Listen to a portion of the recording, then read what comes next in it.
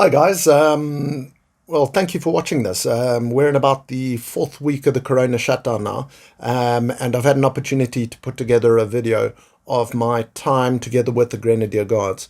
In 2012, I was mobilized together with the Grenadier Guards and went into Afghanistan, Helmand province down in the south with those lads. I've put together a video here because I kept a video diary in Afghanistan that recorded all our experiences. It is a little bit of a long-winded video. I'll make another one at some point where, I cut all the narration out and stuff like that, and it's just all the juicy bits that entertain people.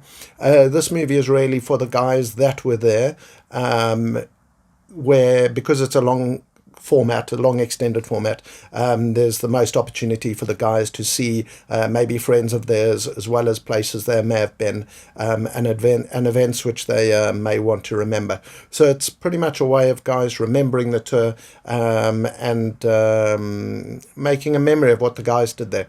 So hopefully this will be helpful to one or two of the guys, which is why I'm making it. All right, guys, let's get into this. Long story short, I trained up with the British Army in 2009. I did, basic training, went to the combat infantry course up in Catterick. 6 days after that, I was mobilized for my first tour of Afghanistan. I went into Nadi Ali with the 1st Duke of Lancaster's regiment, which proved to be a very, very spicy tour indeed.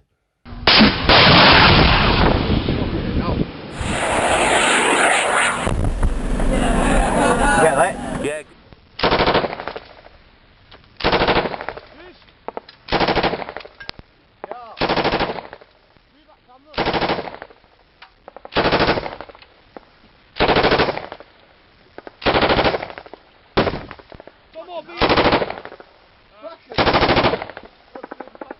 After that, I came out, had a bit of a break, then remobilized, retrained as a corporal, joined up with the Grenadier Guards for my second tour of Afghan.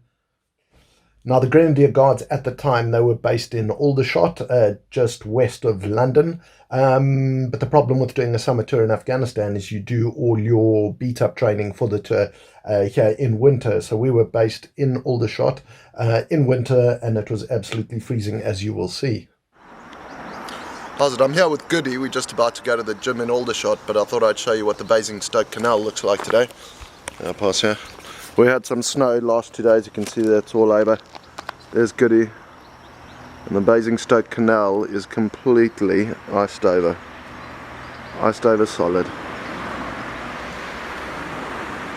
But if Aldershot wasn't cold enough, we were always going out on different exercises all over the place, such as out onto Salisbury Plain, learning different weapon systems, learning to work together as a team with the platoon, be heading out endlessly, practicing patrolling drills, taking a knee.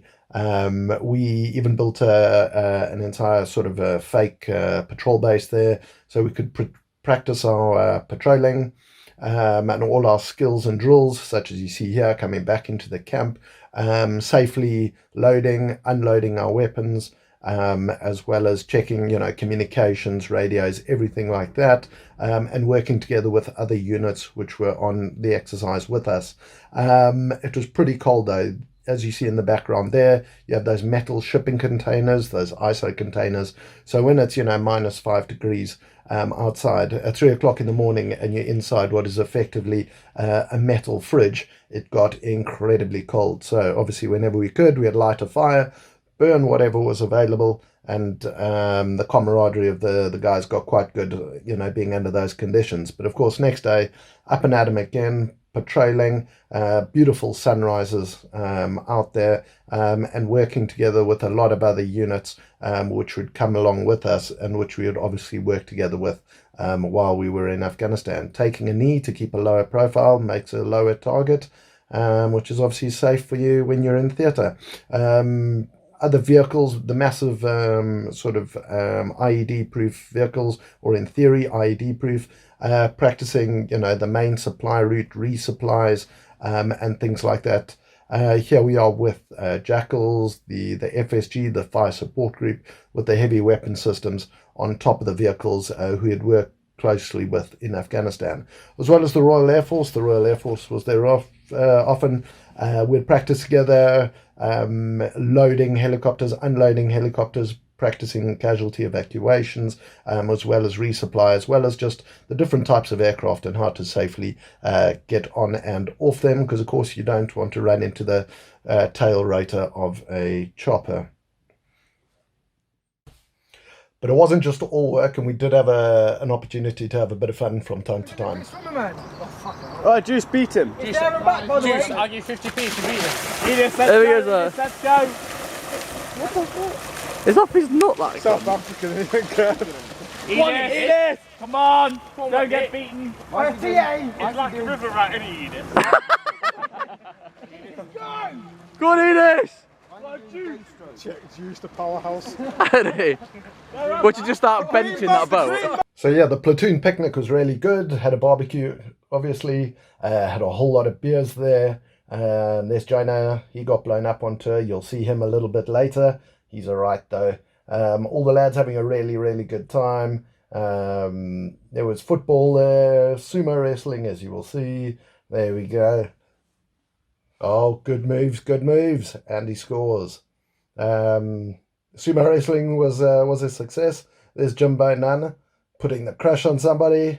Yes, well done. And then, of course, after a few beers, the lads pretty much just getting carried away, which is what lads do. And then, of course, as lads normally do as well, somebody has to get picked on and crushed below the pylon. But a really good day, really nice memories before we headed out on tour. About 2 days before the tour, we started getting sort of all our kit together, everything that we needed, having the obligatory kit checks, you know, packing things, unpacking things 1,000 times to make sure you don't leave anything behind. And then, of course, one morning you wake up and it's time to go to Afghan. So you go and meet up at the garages, wait for the transport, and get ready to fly to Afghan. It would have been funny, wouldn't it? I don't know. Oh, there's mates. I got a recording if you find it. That's PB on crack again. Why do I need an introduction? Okay, so people don't know who you are. So fly to Afghan tonight. Okay, but just a few quick things I want to say going forward. This isn't a concise history of the tour, okay? It's the tour as I saw it. As you will see, I took my video cameras and things along. I kept a video diary, and what you will see is the way I felt at the time with the information that I had, okay? Given the fog of war, a lot of the information I will have gotten at the time will be from other soldiers, and that's just the way I'm reacting to it. Everyone has a different experience. Everyone would have been at a different place. So their experiences will be completely different to mine. At no point have I set out to upset anyone. I don't want to upset anyone from this, but I think it probably is inevitable because, you know, you are dealing with emotions from a very emotional time, and everyone's got a different perspective. The other thing that I would say is because I was attached to the Grenadier Guards, I hadn't been living with them for years.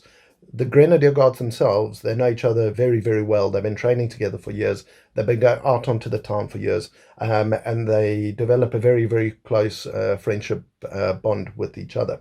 So when you see me later in the movie, and maybe I don't look as emotional as I should after something very bad has happened, you know, I was very lucky in that a lot of the guys that got hurt, I didn't know personally very well. So it didn't hit me as hard as it hit the other guys who were obviously losing very, very good friends who had been through a lot together. So please don't think me callous or anything like that. It's just a lot of the things that happened to certain people on this video, I didn't know them all that well or personally. The other thing that I'd like to say is I do give officers a pretty rough time on this video. Maybe not enough credit, but you know, it was the way that I felt at the time. Some of it is justified, some of it maybe not. You know, that can be debated. But what I would say is that when I do refer to officers in this video, I'm not referring to, you know, our lieutenants and the guys that are with us. I'm talking more from the guys higher up, the ops room jockeys who are sitting there with a cup of tea, watching everything on a video screen, and perhaps don't have the best idea of what is actually happening on the ground and the dangers that are being faced. So that being said, let's head forward. Yeah, we all got on a big aircraft and headed off to Afghanistan.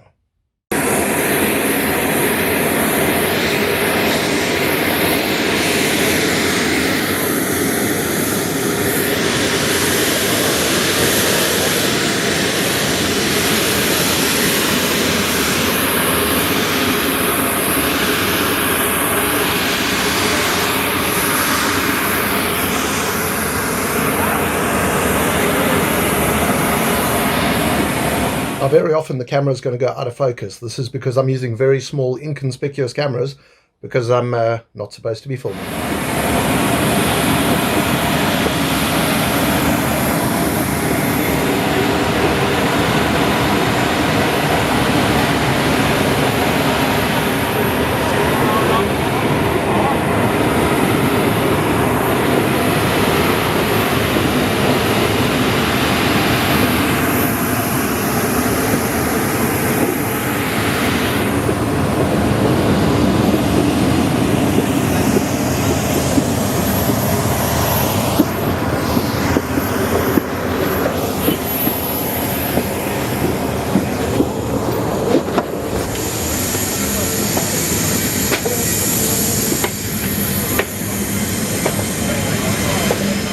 Okay, the flight into Afghan is quite eventful. We go via the Middle East, and then from the Middle East we head up into Afghanistan.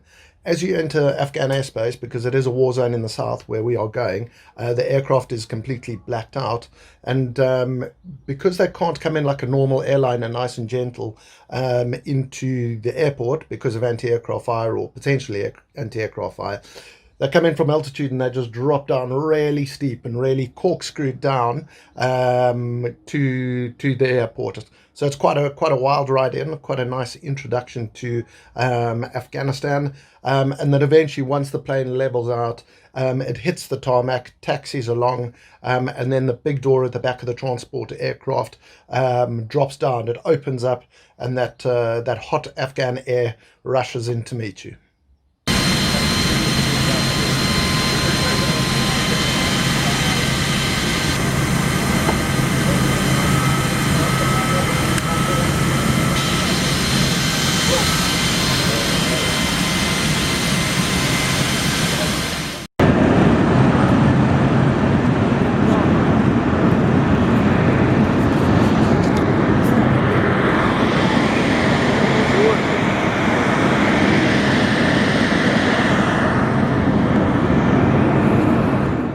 Once you've disembarked, you know, you've been traveling for quite a few hours, you're quite tired, you go and get a good night's sleep, you go and find your tents, and then of course the next day you've got to go collect all your kit. So you go and get the trucks, you go get all your kit, you go and collect it all, and then you've got a couple of days in Camp Bastion, the purpose of which is to acclimatize, get used to the heat, get used to the sand, and of course you do your last lessons, the most up-to-date information that you can get on a lot of the stuff, such as anti-IED, improvised explosive device. You see all the different ways that the Taliban make IEDs, the best ways to avoid them, the things to watch out for, and really the small little things that are going to keep you alive when you're on the ground in Afghanistan. So that takes about 5 to 7 days, but very often there are huge parts of the day where you're sitting around waiting for lessons. And of course, as men will do, if there's something to throw a stone at and you've got lots of stones, boys will be boys.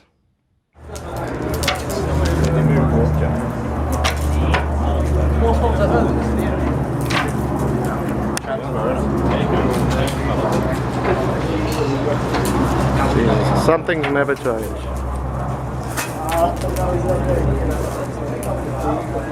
But eventually you're fully acclimatized, you've done all your lessons, and it's time to go to the flight line, ready to fly out onto the ground.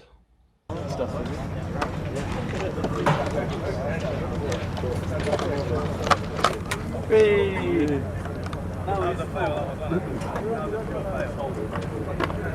Go. Yeah, you'll lose that soon. You'll lose it soon.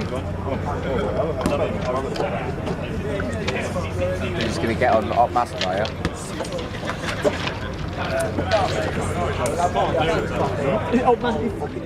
So Camp Bastion is the main area where all the aircraft are located, both the helicopters and the fixed-wing aircraft. That's where all the refueling takes place, all the maintenance, everything that is required in order to keep these things flying and support us.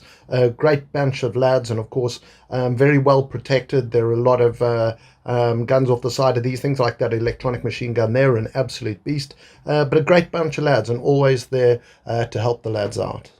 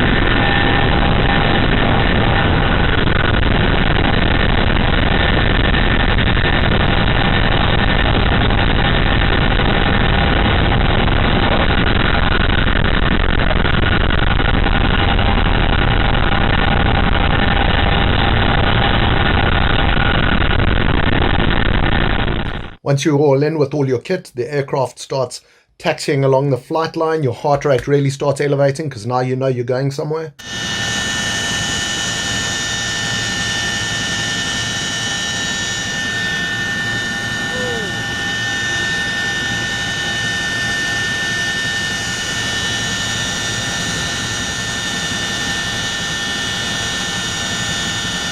Then you hear the power of the engines increase, and it's time for liftoff.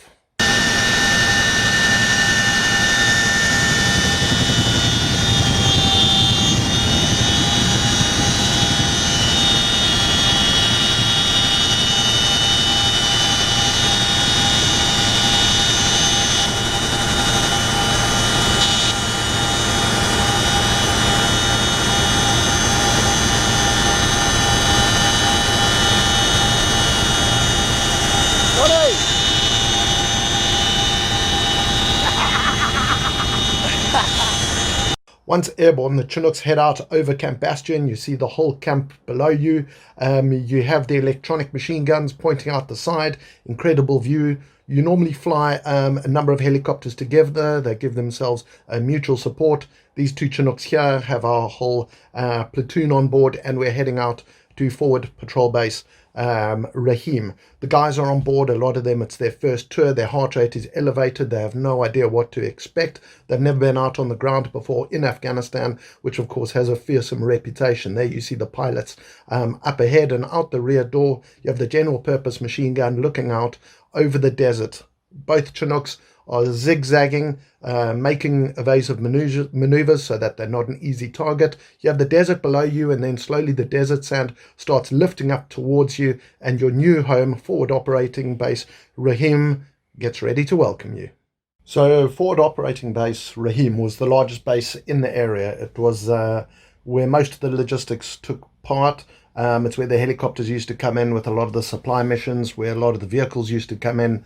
You'd have the ISO containers, the shipping containers, and it's where a lot of the troops were based before being pushed out to the smaller patrol bases. You had the fire support group with the much larger weapons. They were based there, and then they would head out from that base to give fire support to the lads on the ground, as well as doing operations on their own and keeping roads open and things like that. The base overlooked the green zone, which is why it was situated there. It's so we could have bigger weapon systems up there, giving support to the lads on the ground when they were pushing out into the green zone and picking fights with the Taliban. We had guided rocket systems like the Javelin there, which would be in support.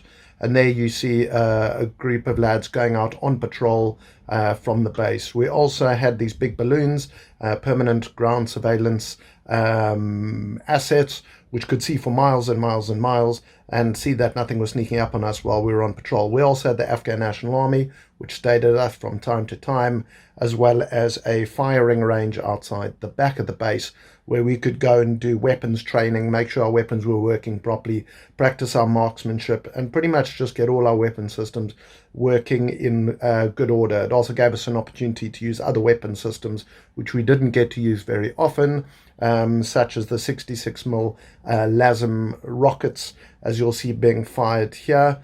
That one there is being fired by Loco. And that's Lockie there. So we got to use out there those out the back, get really proficient at them. This is also a claymore mine going off, and that's what happens if you stand in front of a claymore mine. Really not recommended at all. It was also a much bigger base where the lads got a little bit of downtime, could relax a little bit, fool around before going out onto more serious operations out on the ground. Well, today's the 1st of May, and I think I'm going to make this the first of my video diary entries instead of writing a diary, because at the moment we're just not finding time to write it down. And there's quite a lot happening. I'm in Sangha 3 at the moment. I've just been put up on Stag, and I'll just show you what things look like from PB Rahim. So if you look out the back there, looking over Rahim, you can see the mountains, and you can see the green zone on that side, which is quite spectacular at sunrise, in fact. If we move over this side though, that's the helicopter landing strip. It's just desert, as you can see. There's a guy on a motorbike going. But so one side green zone, other side desert, and that's forward operating base Rahim in the middle.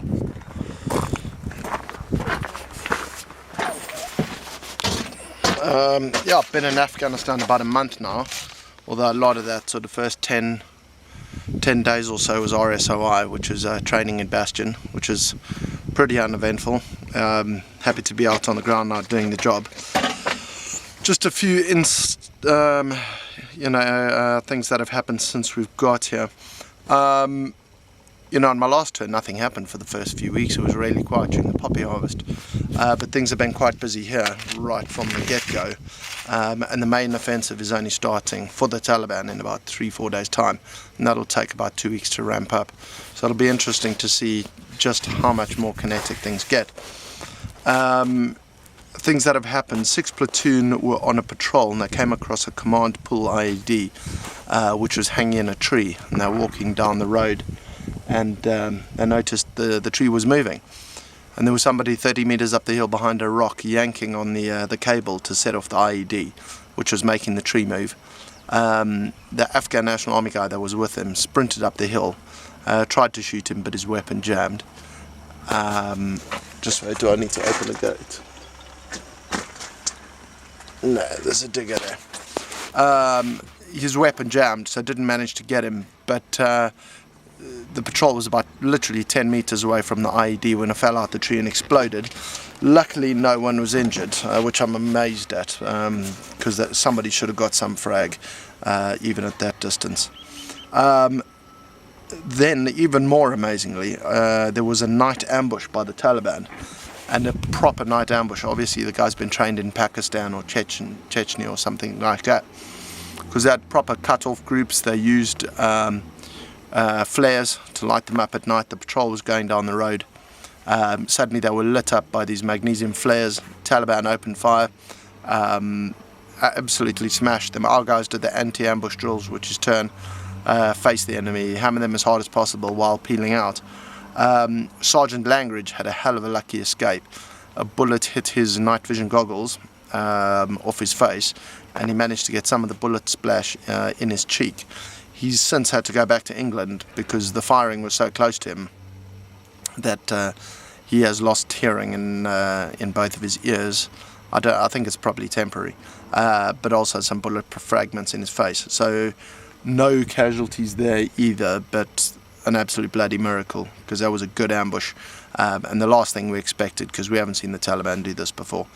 So we're obviously up against quite a smart bunch of operators in this area, and a hell of a lot more capable than where I was last time in Nadi Ali. Another thing that happened is the ANP, Afghan National Police Commander, John Muhammad. He got fragged. Frag means fragmentations off an explosive device in his own car, and he was heading to Gereshk. And what he thinks happened was they recovered 2 IEDs about a month ago, and one got stolen. And he thinks one of his own men, one of the police, are a bad egg working for the Taliban, and actually placed it in the back seat of his car. And it was a remote detonated device, which was remote detonated on the road to Gereshk. He got a lot of frag in that, but he's okay. But it just shows you can't trust anyone in this place. We've been in 2 contacts. First contact was absolutely gleaming contact. Went into the green zone, talking to some locals. We got open fire on by a PKM. I couldn't return fire. I was behind a compound at the time. But none, our frontman and Corporal Jonah returned fire. We then bounded up onto their firing position. We moved through 2 fields where we got contacted a second time. Hell of an accurate fire. You'll see the video I've got on headcam. You can actually hear the bullets whizzing past your head on the camera, so hell of a close. Return fire. I put 3 UGLs, which is an underslung grenade launcher, 40mm grenade, German ones, Heckler & Koch company, into their position.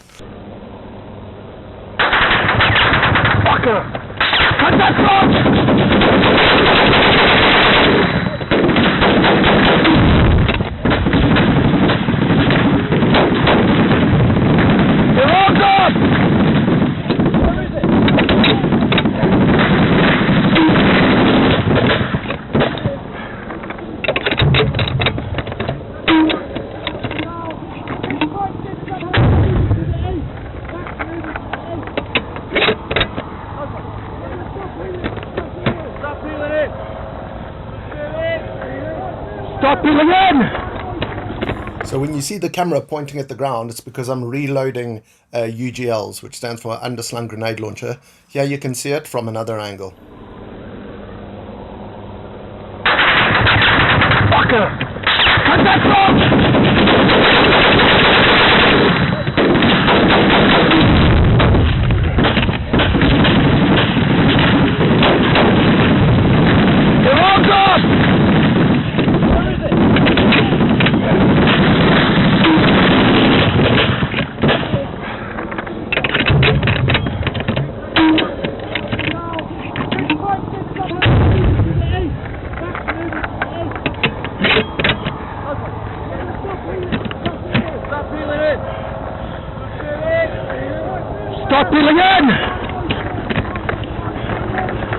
Position.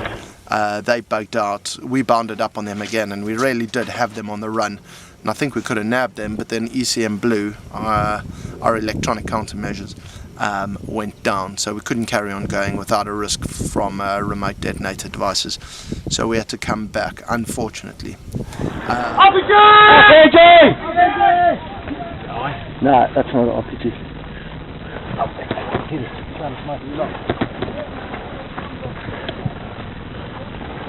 So it's going the other way.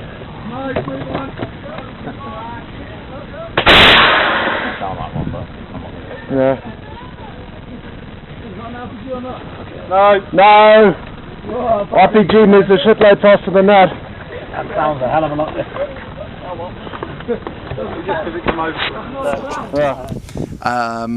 Second contact, we went into Mohammedzai, patrolling past a compound front two or three men, the horn men and the cover man, were contacted. The rest of the call sign was behind the compound, which is very often what they do. They try and isolate the front two or last two people, hammer them, and the rest of the call sign can't fire back because there's a building in the way.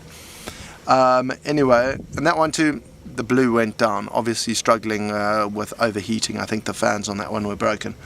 I've since changed the ECM. We've got a new one, so hopefully that won't happen again, and when we are in a good position to exploit the enemy and actually take him out, we'll be able to do so. I was then also on a 3-day horn course. Horn is pretty much just a metal detector, the way we find their IEDs. When we noticed 2 Pedro medical helicopters come over, the Queen's Company were doing an operation in the green zone, and as it turned out, one of the lads was killed there. This was about 4 or 5 days ago. A lucky round managed to find its way between the chinks in his body armour.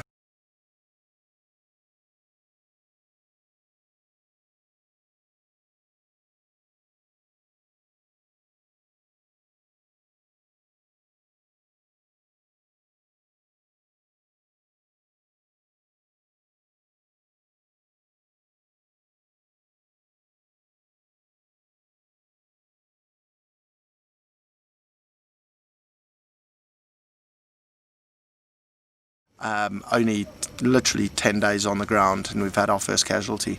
And we've had IEDs, we've had ambushes, and things like that. So I think it's going to be a hell of a long tour, very, very kinetic. And I doubt he'll be the last person to be injured or killed. One of our other call signs, Sergeant Benison, also got into contact. Afghan local police guy was shot in the shoulder. Absolute mental case, these guys. The guy who was shot just ran forward, killed the guy who had a PKM, which is a big Russian general purpose machine gun. Came back, told our multiple to move forward and secure the PKM. Our commander decided the IED threat was too high and pulled back, so unfortunately we were not able to get that weapon system, which would have been very handy to get that off the ground, because that is their prestige weapon, and that's usually what they initiate contacts with. So yeah, for the first sort of 2 weeks or so, a little bit more than 2 weeks now, probably about 18, 19 days of this tour, when I expected absolutely nothing to be happening during the poppy harvest, it's actually been kicking off. Definitely a much better Taliban crew up here. They know what they're doing. They've got some good commanders up here, obviously trained in Pakistan or Chechnya. So it's going to be a very, very interesting tour. I'm going to continue making video diaries throughout the tour, and hopefully you'll be able to watch them afterwards and get some idea of what's going on here. And I'll obviously splice that with the head cam footage and my photography to give you a good idea of what it's like here. But so far, not too bad, but quite kinetic. Out. So eventually it was our platoon's turn to go and relieve the platoon, which was down at Patrol Base Manzero. So we got all our kit together and headed down there. Put his camel back now.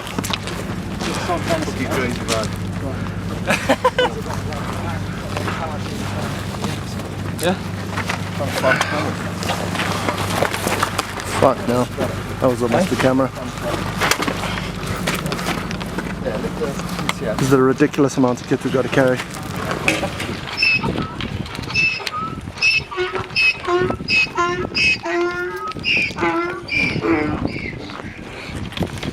Bloody hell. It's like patrolling through a zoo today. Good.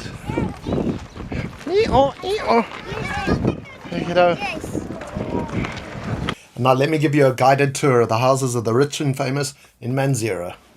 Not much to see really. That's my bed space. There's Bates, like a vampire reading. He says squaddies don't read. That's our window, which we just knocked open. It was closed for the winter, but now that we're here, we've opened it up. I'll walk you through. It's obviously an old Afghan compound which we've taken over and converted. We've got the ECM, some more rooms just like mine.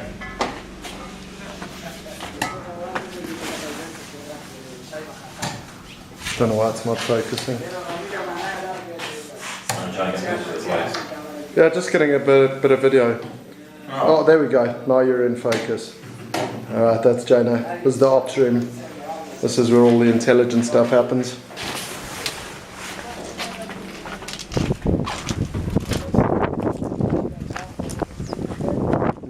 As you can see, the weather's not very good. It's quite late. I think we're probably going to have a sandstorm coming in. There's Sanger 2, and the Helmand River's in that direction over there, and the desert is over there.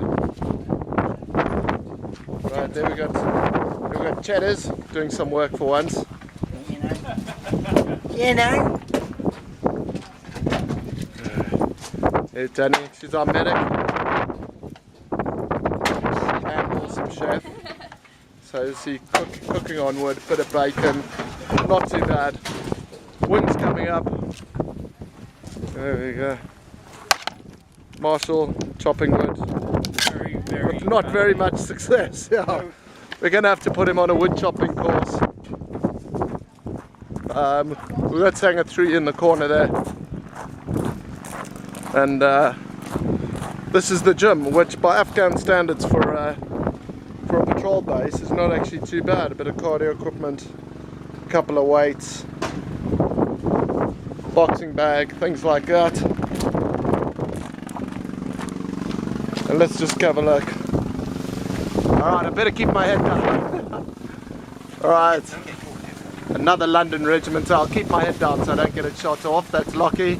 He's been given the LMG down there. Beautiful piece of kit. And we've also, I did this earlier, I put weights in here so we can do weights while on stag. Are there any kids out there? No, not at the moment. No.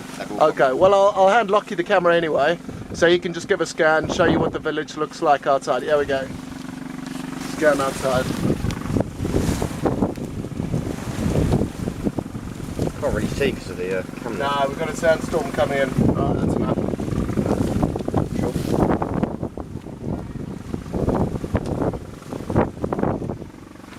There we go. Alright, let me get out of here before something bad happens because I don't have my armour on. Alright, so that's one little part of it. I'll take you up into the other sangers when I'm on stag and show you the view over the green zone, which is actually quite nice. We're right on a canal anyway. Yeah, we've got a big op tomorrow. We've got an op archer. I'll explain in further videos what an op archer is, but it should be pretty good. But for now, over and out. Well, welcome to Sanger 3. I'll just give you a quick look around. I've only been here about 4 days or so, but it's sunrise. Quite a nice sunrise today.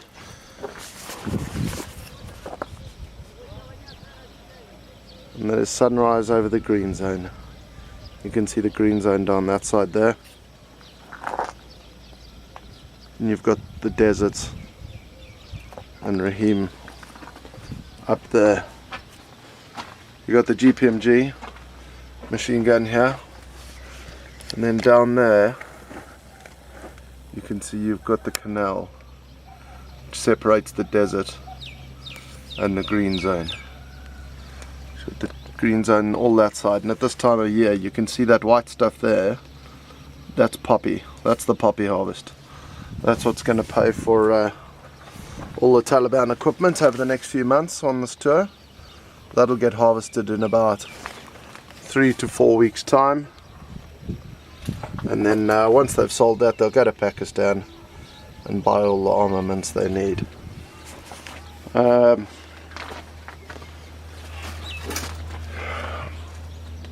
as you can see there, you got the desert up on that side. That's heading over towards Konjac. It's almost like Luke Skywalker's home planet, if you've seen Star Wars, where the people live in almost underground caves and things like that, and everything's made out of mud and sand. But the people are friendly enough over here. We've definitely got them on side. Yesterday one of the ANP commanders went and pulled 2 IEDs out the ground and dragged them back to the police station. So So there hasn't been an IED on this side of the canal in our safe area for over a year, which is very good. Today there's an op archer going into the green zone, which is where you pretty much send in a small group of guys to act as bait, get a reaction from the Taliban, and then an Apache attack helicopter surprises them and takes them out. So we'll see how that goes. I'll let you know. But of course, when you weren't on guard duty, there were always a million sandbags to fill, which is what the British Army specialises in. And this is how sandbag filling should be done. I'll do anything for biscuit. Good, good. Good. Hey? What you on about? Hey man, this isn't a Bollywood movie, bro. We got to do some work here. You know what I'm saying, man? It's fucking hard work, man.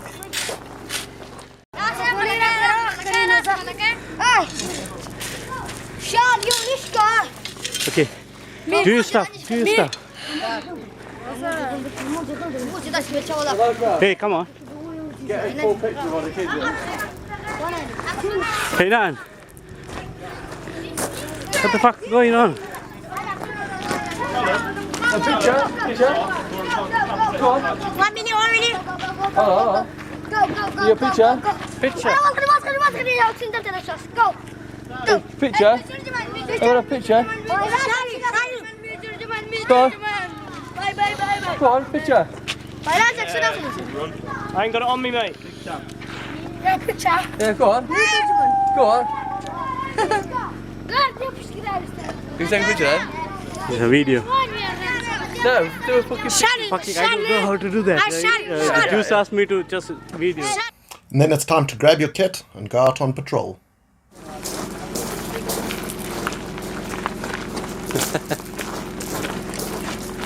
Let's go, killers. You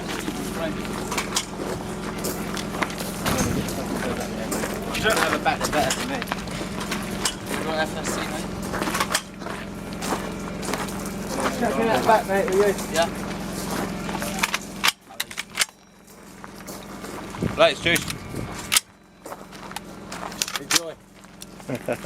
I will do.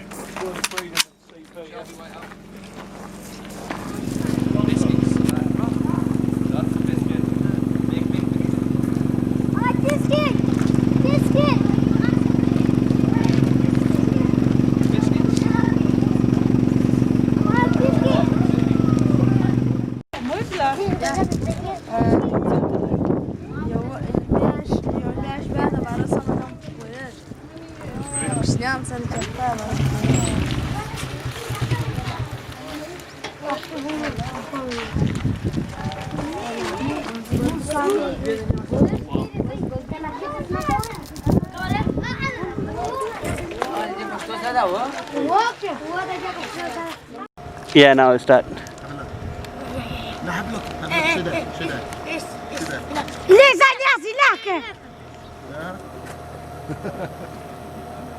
good, eh? Does your friend want to have a go? Okay, good. Now your friend. Want to have a look? No, you can't take the whole weapon. He wants to run off with the thing. Yeah, go. No, you can't. No, you can't. You can't have the machine gun. You want to have a look through? Hey, is that the radar? Masa waktu? Ya, dalam hari ini. Good, now don't push that.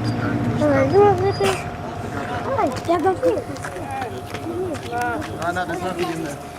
But when we weren't on patrol, we had an opportunity to relax a little bit, maybe get the sat phone, call home, speak to friends and family, do a little bit of gym, keep our fitness up, maybe just relax, playing darts outside, catching a little bit of sun, because of course you don't suntan too well through body armor, maybe sit in the ops room, play some cards, just chill out with the lads, relax and have a bit of downtime before your next patrol or next turn on stag. Oh, look at that catch. Skills. Boom.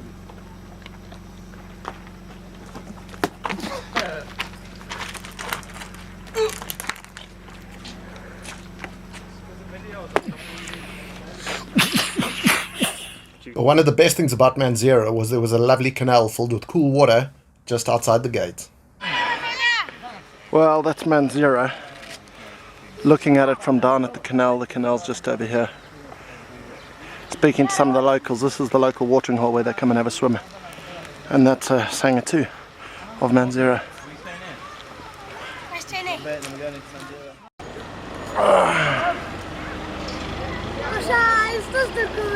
Well, this is the hey, someone on a bike. And this is the remains of the poppy harvest. They collect all the stalks afterwards, feed it to the animals, burn it for fuel, things like that, but they pile it pretty high. So that's the remains of the poppy harvest. They've just crossed the canal there, which is really their only crossing point, which they can use as a tractor. And like I said earlier, right in the shade of Manzera. And the officers are up there having a chinwag in the shade while we're all getting sweaty and licked out in the heat. Hey! I almost got myself run over by a tractor. That would have been embarrassing. Imagine you come to Afghanistan, you get run over by a tractor. And this is capitalism at work. Got some bars of chocolate here, and instead of us getting our boots wet, give them to the locals and they'll fill our water bottles for us. Good. Uba uba. If there's some left, how's it, dude? If there's some left, then I'll give you some chocolate. Anyway, there we are, filling up. Now you have to be bloody careful doing this and have armed defense out in all directions, but every now and then we even got to swim. Come on.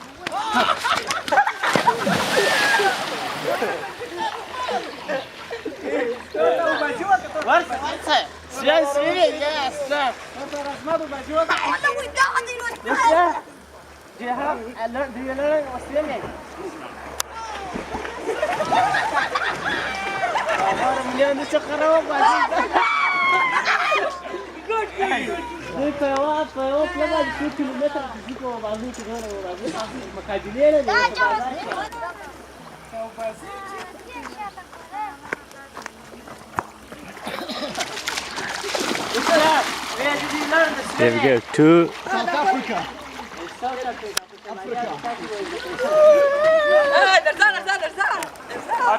bed. Huh? It's only about a meter deep.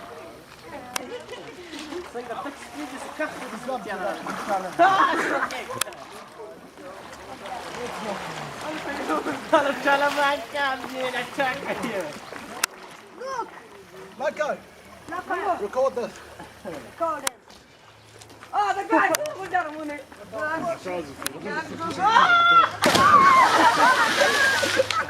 Good. Only about a meter. It's not a work. Hey, fuck off. Fuck off.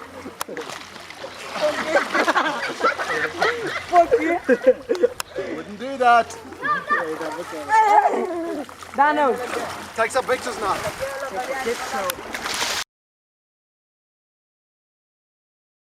It was also a fantastic place where I could take my big Canon camera and get some nice photographs, some interaction with the locals. The kids were very friendly, always loved to come down and play with us, swim with us, and generally mess around. A great place where I got some really lovely photographs of the locals.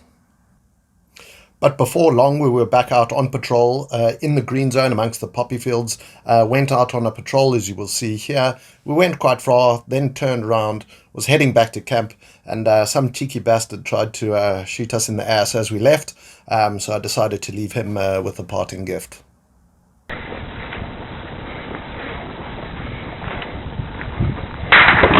Fuck!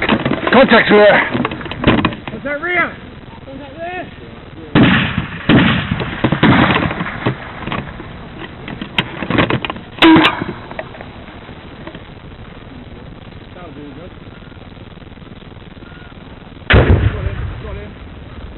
Thanks for coming.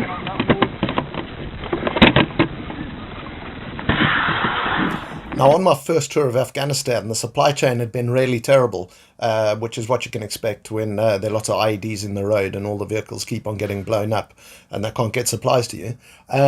But yeah, the food story really wasn't that great. And it was only at the end of the tour that I realized that in some of the ration packs there was actually flour. And if I actually knew what the hell I was doing, I would have been able to make bread, which would have been absolutely fantastic on that tour.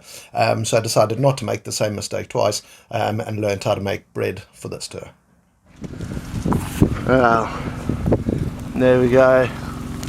Fire's going nicely. Whee!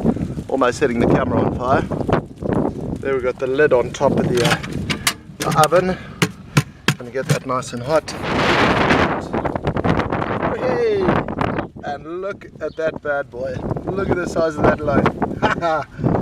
And my flip-flop's melting because I've just put it on the oven. That's awesome. That's better than I expected. Well, I pulled my loaf out the oven, and there it is. How good does that look from the top? Let's turn it over and have a look at my silicone baking tray. Fucking have a look at that. So I don't think I'll be using that baking tray again on this tour. But anyway, not bad. Be methodically putting on the jam. Where's the marge? Everyone getting stuck in. We've got jam, industrial strength margarine that doesn't melt in the heat. I don't know how they do that. Boner's playing computer fishing. Get off my fucking break, come. I'm not having no fucking luck. Jonah's suffering from Tourette's. I've got a fish. I've got a fish. And that bread and jam. Fucking really, man. Oh. And here's mine there. Strawberry jam and bread. Wouldn't believe that we're in Afghanistan, would you? But due to popular demand, I had to go bigger. Alright. Look at the size of that bad boy. That thing is massive. And I've taken it out of, don't know if you can see here, a big ammo tin. I just slid right out. You're Huh? crackers, mate. What do you mean? This is genius. My last tour I didn't see bread for 7 months. I am well charmed with this. Yeah, film me cutting it, we'll see if More it's... bothered about not seeing Gash for 7 months. Thanks, I love having family videos which you then can show everyone, because the other squaddies just stuff it up, you know what I mean? I think it's probably going to be soft inside, but we'll see. So, how do you feel about making this bread then? Very good actually, not too bad for a second row. Have you enjoyed yourself while being here and you'll stay in Afghanistan? Let's have a look. Let's have a look. Oh, Hey, look at that! Whoa! Whoa, shit! Oh, shit! Oh, shit! Stop making the people at home dizzy watching the TV. But how good is that? Wow, happy Can't with get that. better bread in Afghanistan. Nice. I want to have sex with her. Stop ruining my videos, dickhead. But being Afghanistan, reality did tend to force itself upon you regularly. Well, I've just had a bit of a sleep, woken up. Patrol got in at about 2 this afternoon. We've been out at about since about 4. But yeah, rough day today. Checkley, our lead man, struck an IED on Crescent Wood, and it was about 7 o'clock this morning. And we were out all day. And fucking mangled his left leg, which I had to treat. But we got him out of there, and he'll be alright. But pretty rough day. Had a big contact afterwards as well. Yeah, a lot of things to talk about, but I'm just too knackered to talk about it now. So I'll get it down on the video diary tomorrow and tell you all about it. Alright. So that morning we set out on patrol in conjunction with the Queen's Company. We headed along the canal, and then while Queen's Company went into the green zone, we headed uphill a little bit, up into the dry area, up onto the cliffs together with the Afghan National Army, and we set up a sort of overwatch position there, and stayed there for 1 or 2 hours while the Queen's Company was pushing into the green zone. It's like a cave complex in here. That's the A&A and our boys all lined up along the wall there in the shade.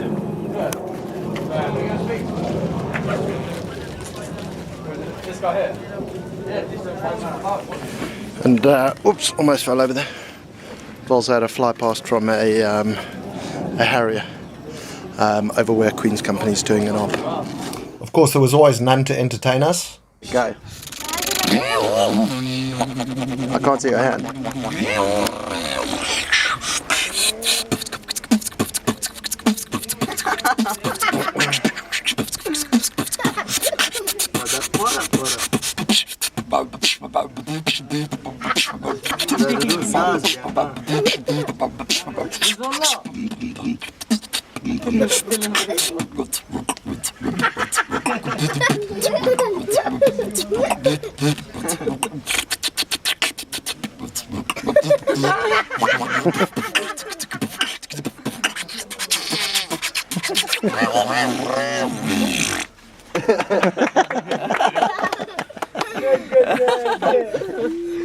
That's it, fuck off now.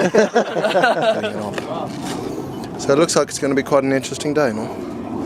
We'll see what happens. Today we set out on a patrol to Adensheim, and to get there we have to cut through a thing called Crescent Wood, which is pretty much just a deep irrigation ditch, quite well vegetated on both sides in the green zone, and it's known to be seeded with IEDs in places, but we've crossed it a number of times, not found anything.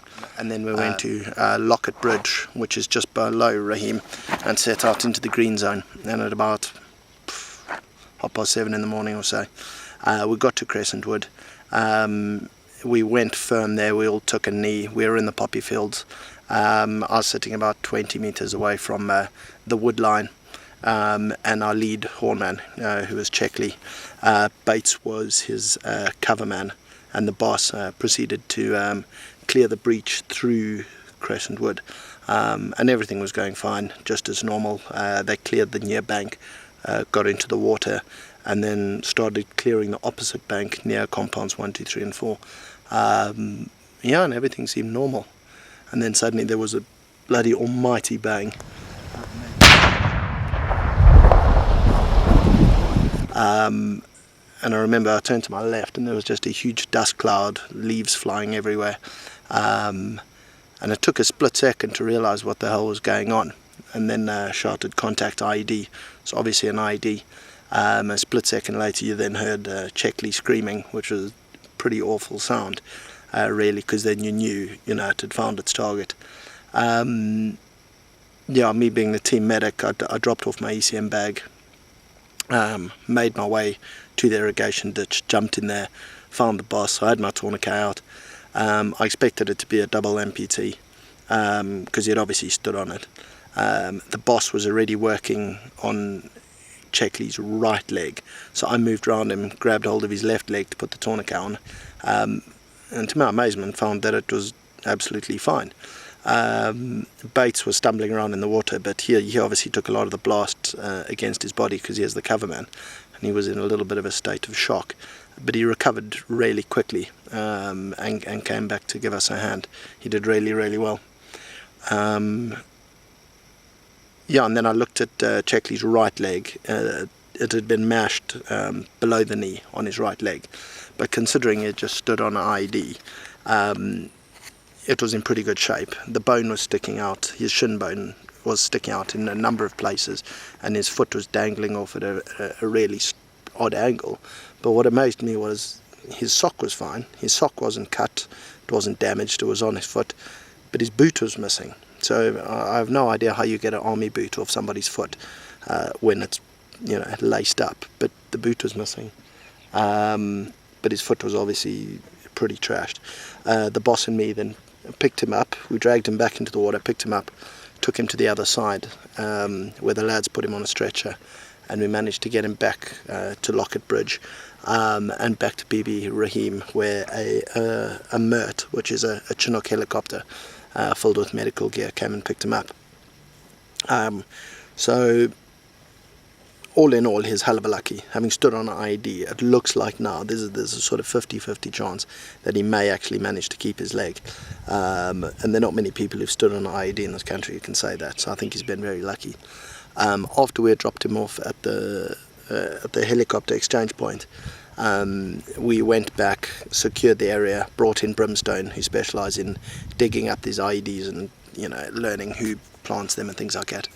So we sat there for a couple of hours while they came in and cleared the IED site. and we had ICOM, which is Insurgent Communications, suggesting that we had fighters descending upon us, which was to be expected. They always do when there's an IED strike. They try to take advantage of it. And then when we were pulling away at about 1 o'clock or so, they took a couple of cheeky shots straight through the wood line into us with a PKM.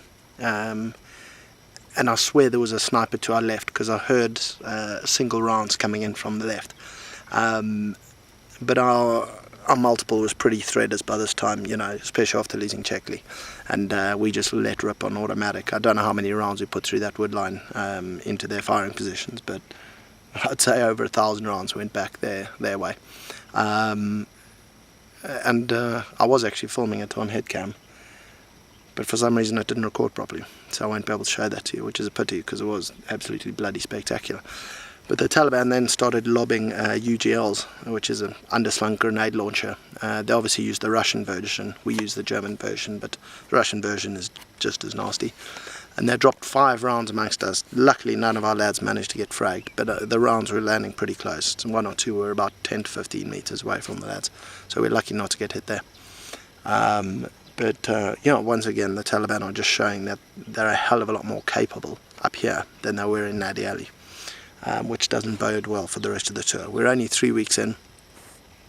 The Grenadier Guards have had 1 killed, had about 5 fragged up, and 2 IED strikes.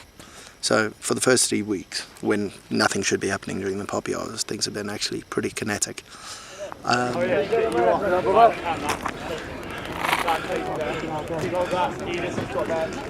Well, we've just come in from a massive firefight. Lockett Bridge is over there. Unfortunately, Cheddar's got hit this morning by an IED. There's none with the gun. But there's obviously, this is what passes for entertainment in Afghan, because all the locals have come down to watch us.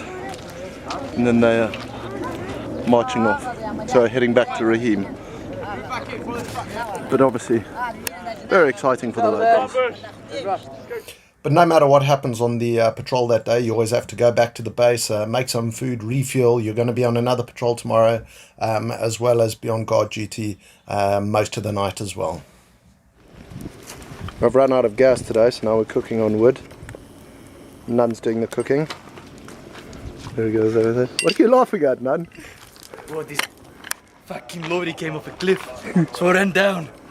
Fuck, no, I was gonna survive this. And they did, so I fucked off. And that's another family video that's been stuffed up by Nun. Jesus Christ. Before I videotape, I should just use black and nasty tape over his mouth.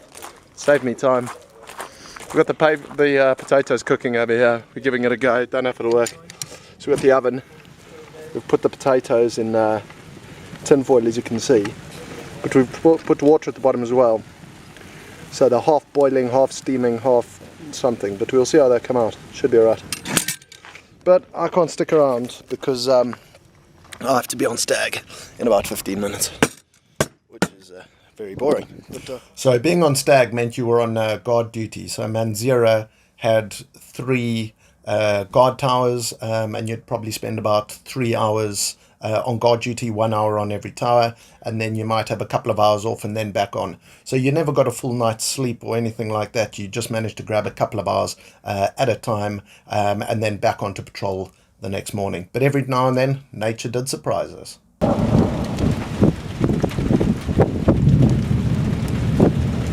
Well, as you can see, we got a hell of a storm coming. It's already started to drizzle and rain. We've seen the storm coming from about an hour away, big lightning strikes, but it's really building up now. A non-stop barrage of lightning going on all around, but some quite impressive strikes which light up the whole green zone for a second or two, like that.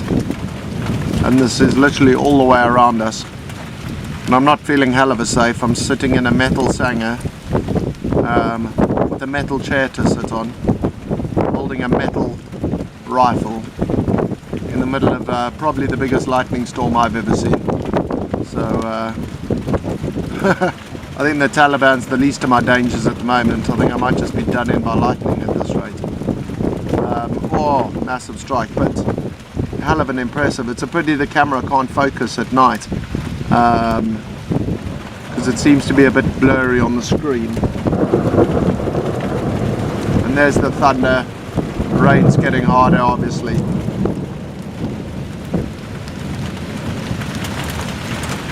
I don't know if you'll be able to hear the rain through the microphone, but here it comes.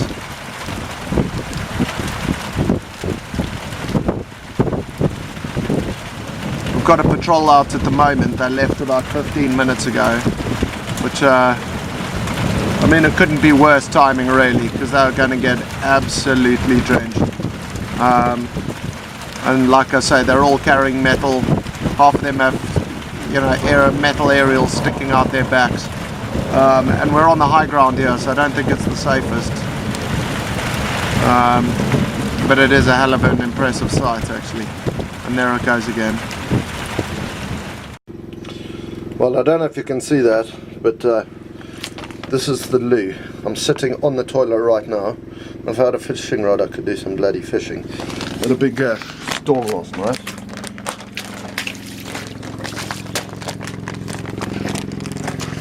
Just going to the sanger.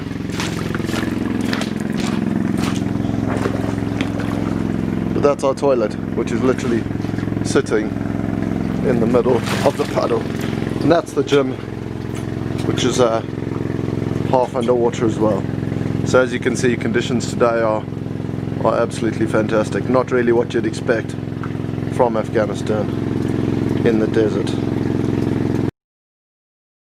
And then back on patrol. There goes Jonah with the 66.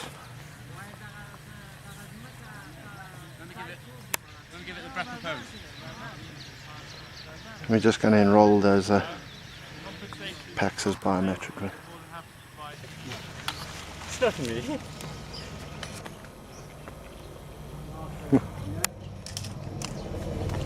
Come on, Scott. Hey!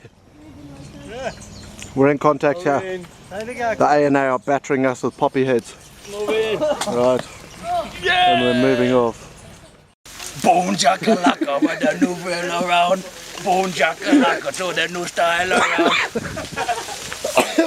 They've been having fun saying chakalatka putupup. So there's the putupup we're making. Pupudik. Pupudik. Chakalaka putupup. Boom jakalaka with the new style around. Oh, that is a fucking wallop. The fucking table's gonna step it up. What are you trying to hit? Calibrating on the spuggy. Well, you're fucking well off. My aim was well. Calibrating, look. Fucking look at your grouping. I need to come left, 3. Left. Direct there. Hey. Spot on. Just what I wanted. And this is what you do when there are about 5 million flies. They just keep on coming, no matter how many you kill. And it's also quite entertaining. Sure, I had him. Can! You can tell the jimpy gunner. Playing up for the camera, innit? Well, it's the 15th of May 2012.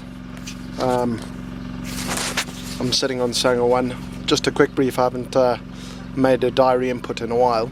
Yeah, not a lot has happened because we've been down in Man Zero, which is usually quite a quiet place, as opposed to being up in Rahim on the patrol roster, where you're pretty much going out into the green zone and getting into fights all the time. So I've been pretty quiet for the last 5 days. We'll probably be quiet for the next 5 days to a week before we go back there, but then things are going to warm up again. So you can expect more action footage then, particularly with the ops that we've got planned. The only news we've had really up to date, Chetley, the lad from our multiple who stood on the IED about a week and a half ago now, his right foot is going to have to be amputated about 20 centimeters above the ankle. We had hoped that he'd keep the foot, but the docs haven't been able to save it, so that's going to have to go, which you know, has been a little bit of a downer, because we thought that he was going to get away with it, but obviously he hasn't. There've been a lot of explosions in Crescent Wood, so the place is obviously littered with IEDs. and if we continue going the way we are going into the green zone so often, I don't see Chetley being the last of us to stand on an IED. I think there will be more IED strikes, unfortunately, by the end of tour, and they seem to be putting in bigger and bigger IEDs at the moment. So I think the next one, you know, you're not just going to lose your leg below the knee, you'll lose both legs and an arm, or be killed outright. But hopefully that doesn't happen. And then today, an Afghan local policeman who works with us here was ambushed and killed.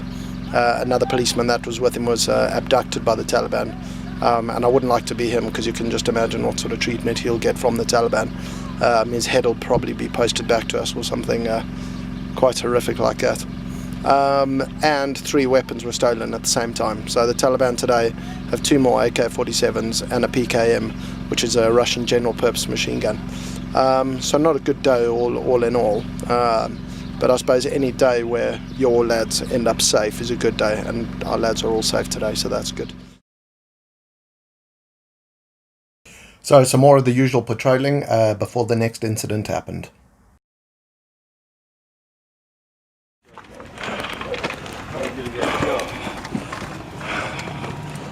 Talk about channeling. Huh? Talk about channeling. Gee.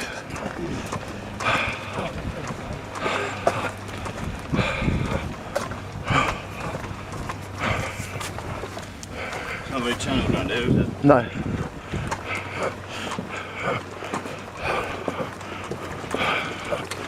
Fuck me. This place is like a rat run.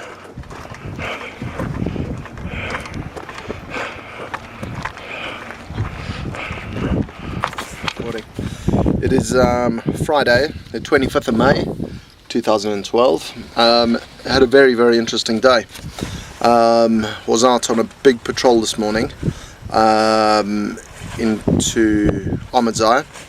We went right to the bazaar, right in the middle. Day didn't start so well. Went out, got to Crescent Wood.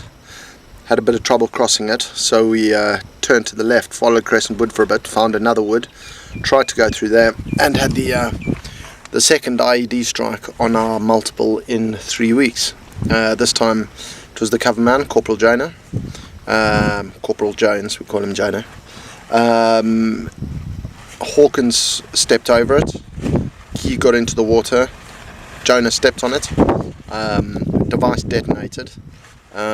We gave him first aid, very lucky, he got away almost scot-free. He got some shrapnel in the lower leg and foot, and probably broke his ring finger on his left hand. So considering that he stood on an IED, he got away very lightly. He was supposed to go on R&R in 5 days, so he's gone on R&R a little bit early, and he's going to have a long R&R and probably get some payout from his insurance. But it does show there are a hell of a lot of IEDs in there. You know, out of our multiple, we've had 2 strikes in 3 weeks, and we're going to be here for about another 20 weeks. So we're going to have to be a hell of a careful. Things aren't looking good on the IED front. We carried on pushing forward though. After we got him to the helicopter and sent him to Bastion for medical attention, we continued pushing forward. Recce were out there, and a few other call signs. They got contacted quite a bit. Recce did a good job smashing them back, and they found one dead insurgent. He had been shot in the neck, so at least we got one today. And from ICOM we may have got a second one. My multiple pushed into the bazaar itself. It was all closed, all the shutters were down, no one was there. I thought there'd be a massive IED threat, but thank God we didn't find anything there. The boss was busy spray painting the Grenadier Guards colours on a wall of a shop, and he got opened up on with the PKM, and you could see the rounds sort of splashing off the wall behind him, so it was quite close and quite accurate onto him. Then we also got contacted. A guy jumped up from a doorway about 100 metres away, jumped through the doorway, turned on us with a PKM, opened fire. He had about 6 guys return fire on him in quite spectacular fashion. And I had 3 head cams today. I recorded about 4 hours of footage. got back here, and I've got footage of, okay, getting Jonah to the helicopter, everything like that. But then going all the way to the bazaar, being in the bazaar, all the way back from the bazaar, but for some reason the 30 seconds of us returning fire and smashing this guy in the doorway is missing. And this is about the third time it's happened. I keep on taking head cams into contact, getting into gleaming contacts, getting back here and having everything except the part you want, which is getting a little bit frustrating. We're out again tomorrow, another big op, an op archer with recce as well, so we'll see how that goes. But yeah, things are very, very kinetic at the moment. It's going to be a hell of a long summer, and hopefully we can stay away from those IEDs. But it seems like the Taliban, instead of making huge charges, 20 kilo charges, which we normally find, they're now putting smaller charges into the ground, which I actually don't mind. You might lose a foot or maybe your lower leg, but you're not going to, unless you're unlucky and stand on one of the big ones out there, it looks like you won't be, a double or triple amputee, which is good. This is going to be a video entry for mostly what happened 2 days ago, 28th of May 2012. We did an operation, pushed into the green zone, slightly east of where we normally go, doing a clearance of Broad Street. Broad Street was a street which had a couple of IEDs on, and we were going to clear that. So they called in Brimstone, which are the guys who take the IEDs out, and they were going to go down and clear it. Our job was to push a little bit further south and put a barrier between Brimstone and the Taliban, so that Brimstone could do their job. So we went on there with the ANA as well. We took over 2 compounds and pretty much just sat there acting as a buffer between us, or between the Taliban and Brimstone. And then on PGSS, we picked up a Taliban PKM team. PKM team's a Russian machine gun, sort of the general purpose machine gun, 7.62, quite large. And they were moving into a compound about 200 meters away from us, and they were going to contact us, hopefully get through us, and go on to maybe disturb Brimstone, what they were doing. We had snipers on the roof, and we had a Jimpy, general purpose machine gun, on the roof. We positively identified the Taliban, who their firers were. There weren't any civilians in the area. We got permission to engage these individuals. Unfortunately for the sniper, he got the dead man's click. He pulled the trigger, nothing happened. Then the general purpose machine gun tried to open fire, and that got a stoppage as well. So not hell of a successful as far as they were concerned. But what we did manage to do was get clearance to fire a Hellfire missile from an Apache attack helicopter, which was put in onto this compound. And as you can see from the video we took and the photographs, it absolutely smashed this compound, knocked the walls over completely. And the good news is we managed to kill 2 insurgents in there. And a third one stumbled out the back, but he was in clip. He was absolutely mashed. So I don't expect him to have lived till today.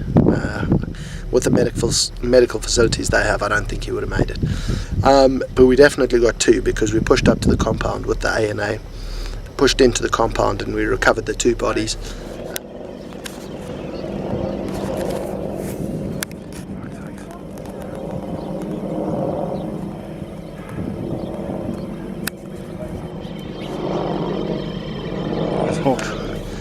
One of them was, an absolute mess, but the other one was just something else. His head was missing, absolutely a mess. But anyway, dead, good and truly dead. And the good news is we recovered a PKM and an AK-47. And we took photographs today with those captured weapons, which I'm sure you'll see as well if I put this all into a movie. But that's a good day. So we killed 2 Taliban, wounded a 3rd. So a little bit of revenge for what's happened to Jonah and Jackley. But amongst all this death and craziness, I did find a baby bird on the floor of the patrol base. Had obviously fallen out of the nest. I couldn't locate the nest to put it back in, so I decided to raise it myself. Oh yeah, you like that, don't you? So that's Pronutro, which we've mixed up. Got a syringe from the medic, and it's taken a day or 2 of a little bit of force feeding, to get this little guy used to the syringe. But today, for the first time, he seems to associate the syringe with food, and he's really going for it.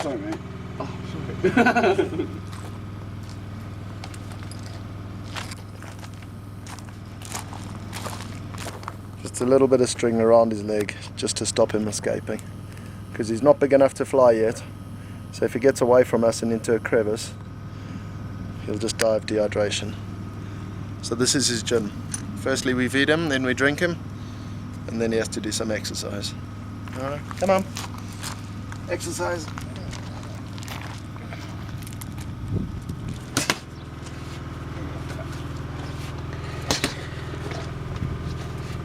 Look me in the face, I swear. Zoom in on that. He is going mental for this pre-neutro.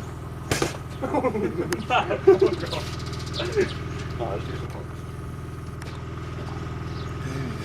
yeah. Look at that, he's getting his whole mouth around that syringe. This is going to be the strongest bird in Afghanistan because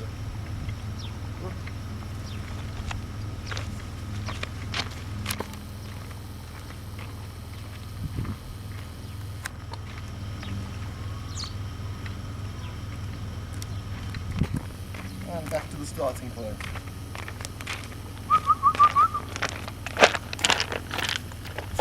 Yeah, and throw again. Up!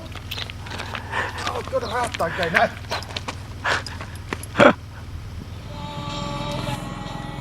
Well, it's the 14th of June 2012, which is my 35th birthday. And here I have my birthday cake, which I'm eating while on guard duty, and a wind-up radio that Liz kindly bought me for my birthday, which I opened and unwrapped today. And I am getting signal. I don't know where the hell it's coming from. It doesn't sound like British Forces radio. It actually sounds like it's straight from England. So yeah, I'm amazed I'm picking that up. But yeah, so a pretty mundane birthday.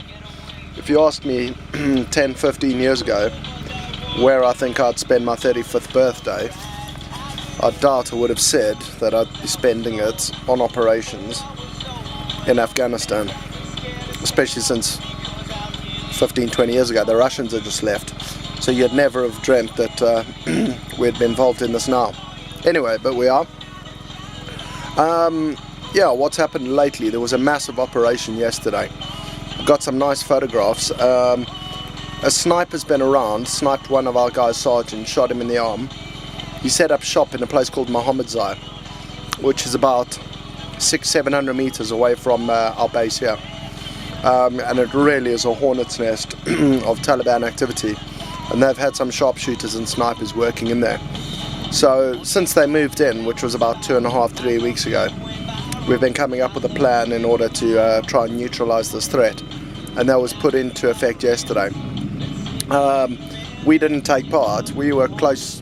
We're so close to Mohammedsai, excuse me, that we just manned the base here, but we had front row seats to it because we literally just overlooked the village of Mohammedsai, so we could see exactly what was going on.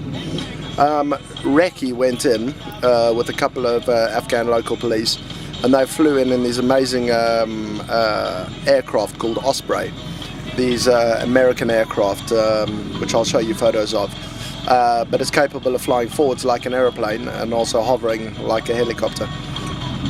Anyway, they landed in Mohammedsai on either side of it, and they really caught the Taliban napping, because the Taliban started scrambling all over the place.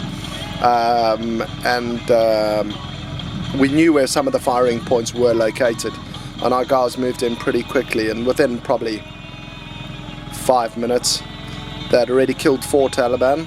Center Alpha, roger, we're right on top of him, he's just killed 1 ALT, over. 70 Alpha, 70 Charlie, I'm no more than 100 meters away from compound 22. Cheers.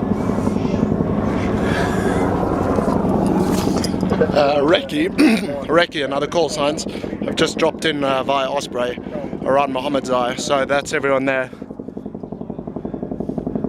We're just listening on the radio now to what's happened. 1 Taliban down, killed, 1 weapon recovered, one ALP down. And one ALP killed. But we've got the Taliban, well, some guys cornered in a compound, hiding under a bush. So we should have them before too long. 70 Charlie. 0 cent. Roger, fighting points of Small Arms 5 was compound 19 and 20 in kilo, over. 0 Roger, I'll get the air on that now.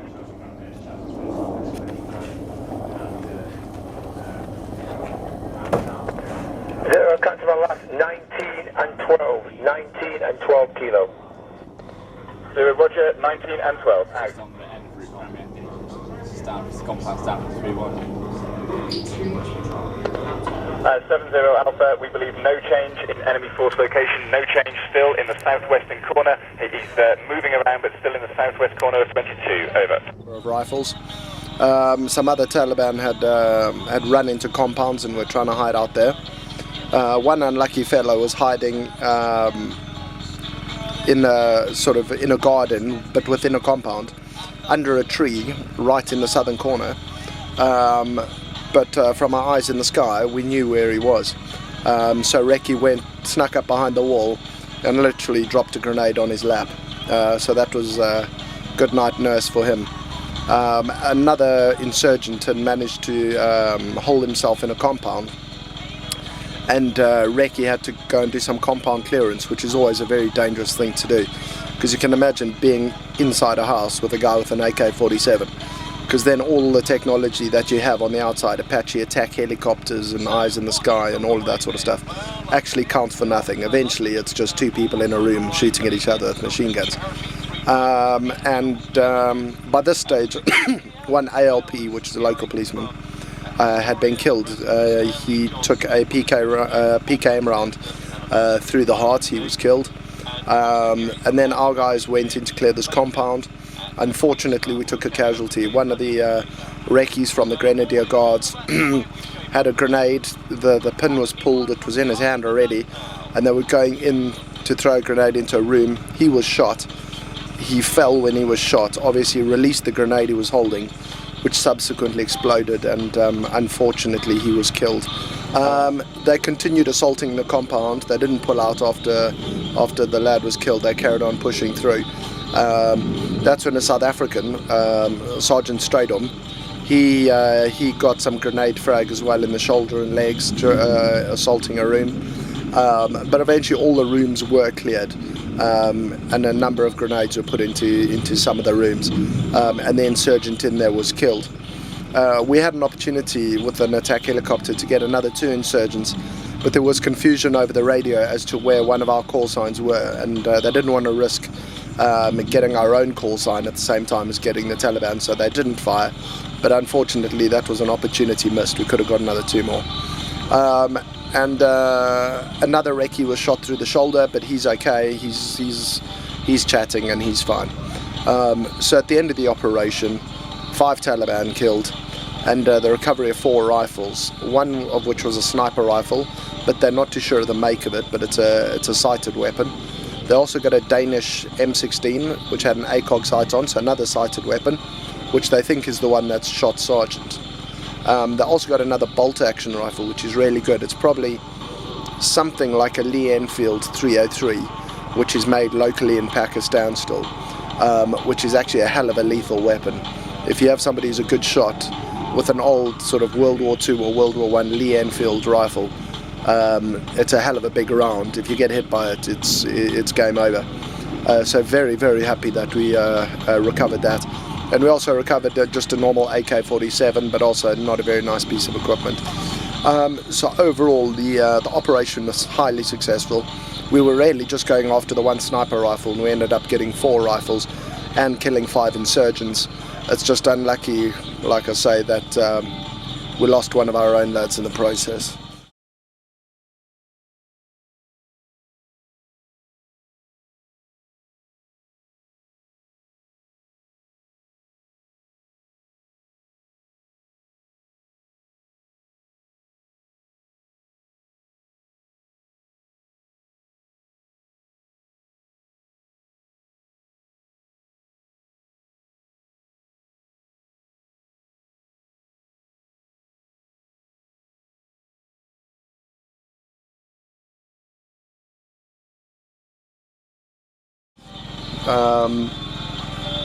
Yeah, we're pulling out of Manzera tomorrow, and then in 2 days' time we've got some big operations going in, which I'll obviously take my camera along, and you can see what we get up to there. But it should be quite interesting. It should be quite a big operation. But yeah, that's my 35th birthday. 35 in a war zone. Shit. Oh hell, don't know what I'm going to do after this tour. I better start settling down, eh? Well, that's not really in my blood, so we'll see how that takes. But yeah, I've had an interesting life, and this is just another chapter in it. So that is my 35th birthday. Listening to the radio, eating cake, and looking out into the green zone in Afghanistan.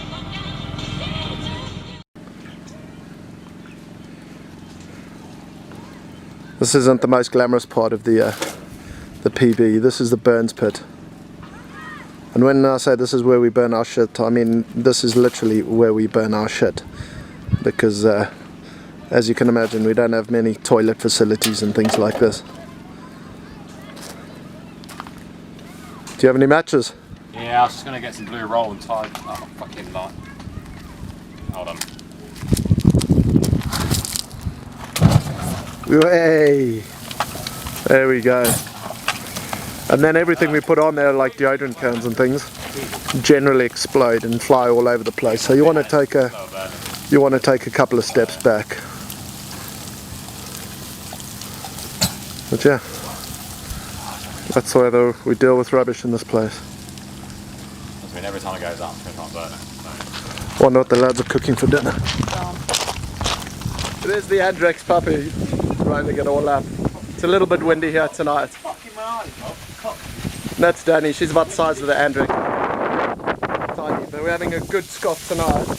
Have a look at all of this. We don't eat this well every night, that's for sure. We're just cooking.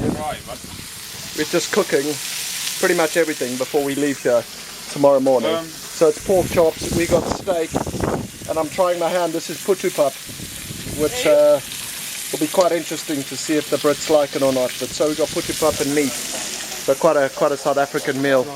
No. And there's the boss. He's got his camera out, and I think he's trying to take pictures of the Apache. Because of the loot. Oh, the balloon. Oh, okay. So he's not taking pictures of the Apache. But the Apache's up there. We've got one of our call signs in contact, and we're hoping the Apache's going to get permission to open fire. But we'll see. Yeah, we'll let you know how that goes. But that's yeah, another evening. It may actually be our last evening at Manzera. Depends if they decide to close us down or not.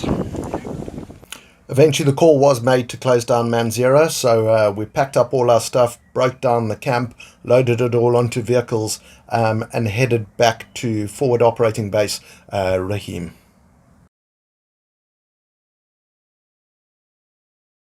It's only about a kilometer away, so we patrol back through the village. Then we start climbing up onto the high ground. As you can see there, it's very rocky, very, very hot. That's actually a graveyard that we go past. We then unload our weapons safely. It's a much bigger base, as you can see.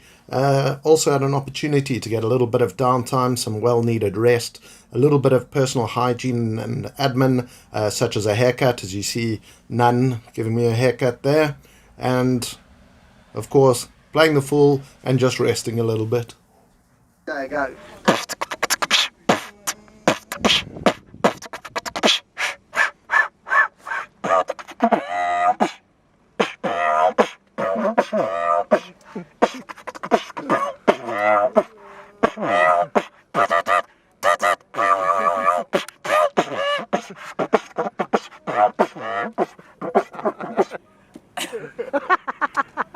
Oh god. I've cut my nose on it, you know. You're not supposed to do that with the vuvuzela. A vuvuzela. I got my flags out. You done now? Another family video round. Fuck you, mum and dad. We even got an opportunity to play a little bit of rugby. Of course, no tackling. If you tackled somebody onto that ground, you'd lose all your top layers of skin, but we got to throw one around a little bit. We also got to get our fitness back up again. The helipad is there, so it gives us an opportunity to do much longer runs safely. So we got our cardio back up to where it was needed to be. And then, of course, there's a much bigger gym up there, so it gave the lads an opportunity to lift some proper weight and get their strength up again. Although, as you can see here, the radio guys always beat us to it, and we're obviously much better fed and well gymmed than we were. The dog even got to train. You think we're joking? It's a military working dog. There's the owner. Getting fit. Hey boy. No! Oh, sorry. My fault. We even got to play an international cricket match. Whoa. Here we are on the HLS. We've got the Afghan National Army guys, myself, and Loco, who's trying to kill me. Actually doing quite a good job of it. You can see the name Rahim on the background. That's for Forward Operating Base Rahim, which is where we are. And that flag in the top left, that's Afghan. That's the Afghan flag. That's one of our Sanger positions up there, which is obviously protecting us while we're playing. We also got to do quite a few patrols at the stage out into the desert, which was like patrolling on the surface of Mars. It was also about 5 million degrees in the shade, and there was no shade. So we're moving on, DC. Are we?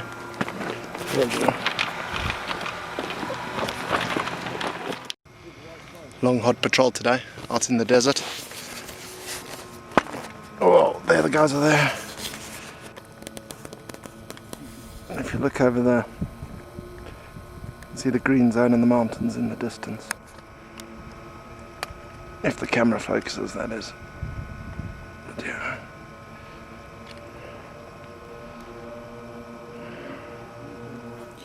It did give us an opportunity, though, to patrol out in different directions that we hadn't been in before.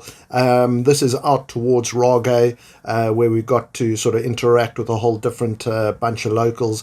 I had my big Canon camera with me at the time and allowed me to take some nice photographs of the locals, as you can see there. Not a lot of colour in Afghanistan, so when you do see it, it really does. It is quite impactful. And here you see the local girls who used to swim in the river, and of course the one thing they absolutely loved was shampoo. It was also at this time that we did a helicopter op. We went into the green zone after a high value target. We all got on a Chinook helicopter before sunrise and then headed into the green zone, as you can see here.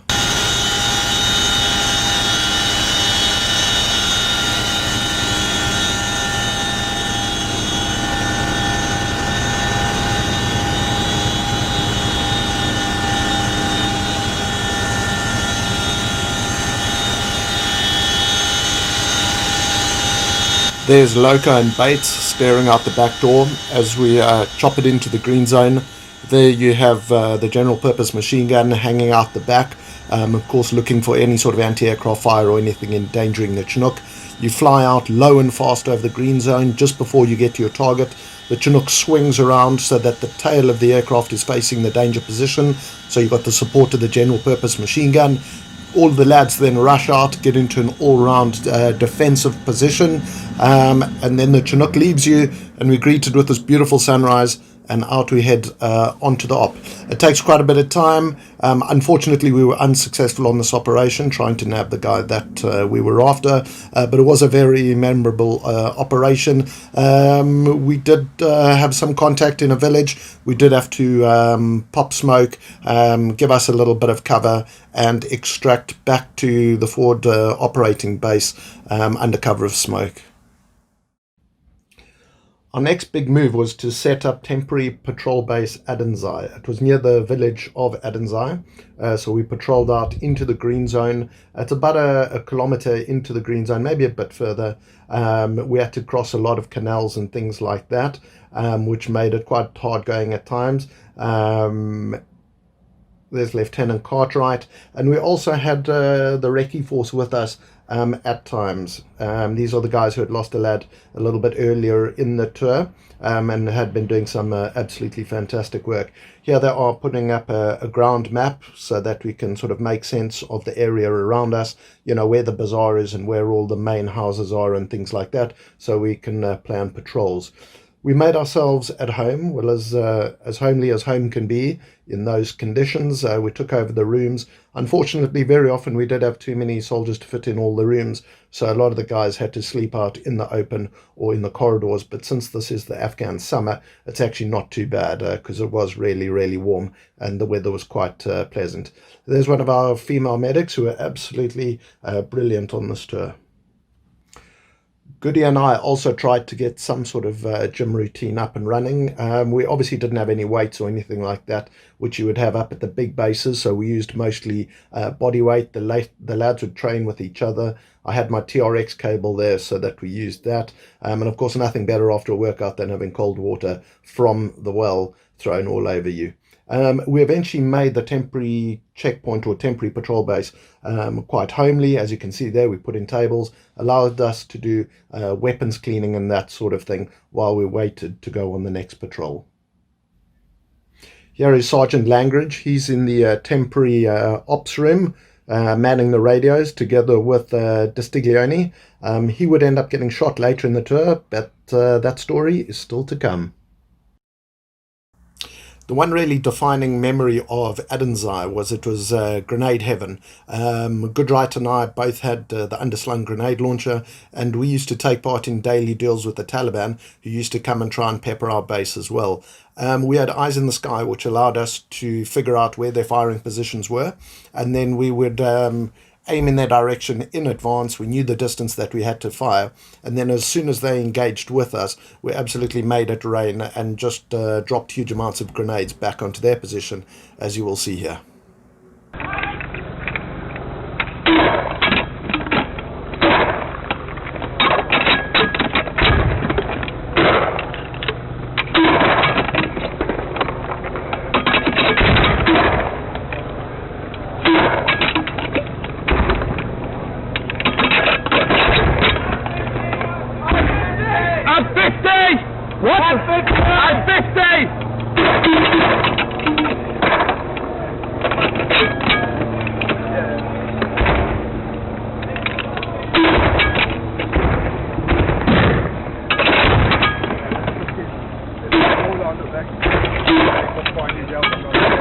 Right, I'm out. 200 meters? Yeah. Right.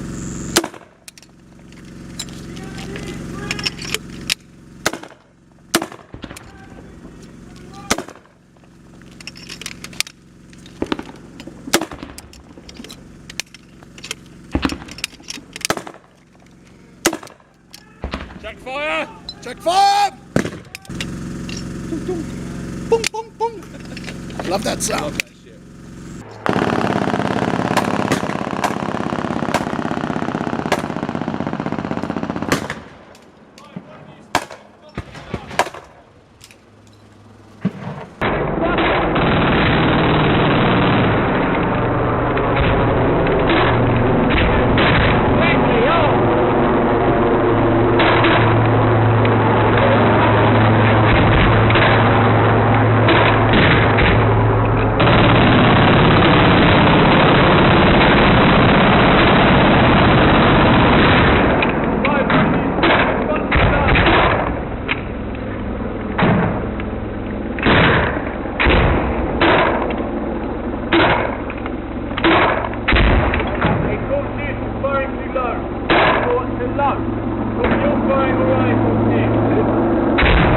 From temporary patrol base Adenzai, we would head out on patrol. We were very close to the village of Adenzai, so we'd pop in there quite often, introduce ourselves to the locals, go into some of the shops, as you can see there.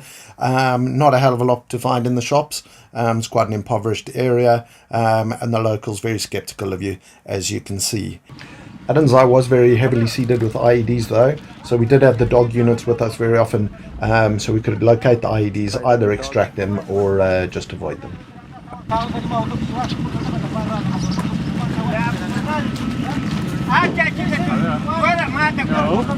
Searching out inside market for IEDs.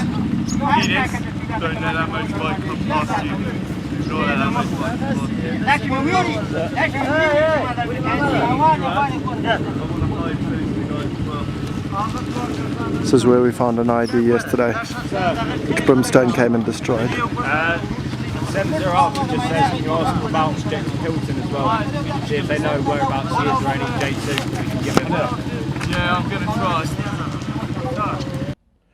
Now, the main purpose for us being sort of in that area was to take pressure off other areas where there were some construction projects which they were trying to complete, and they were being harassed by the Taliban. So we went there with the intention of drawing them onto us.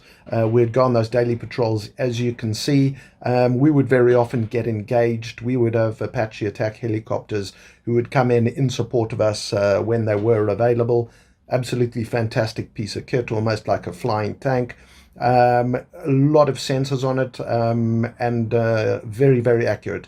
It's got a big gun on the front, rockets as well, but the one weapon which was absolutely fantastic was the Hellfire missile that you can see on the side there. And you really didn't want to be on the receiving end of this machine.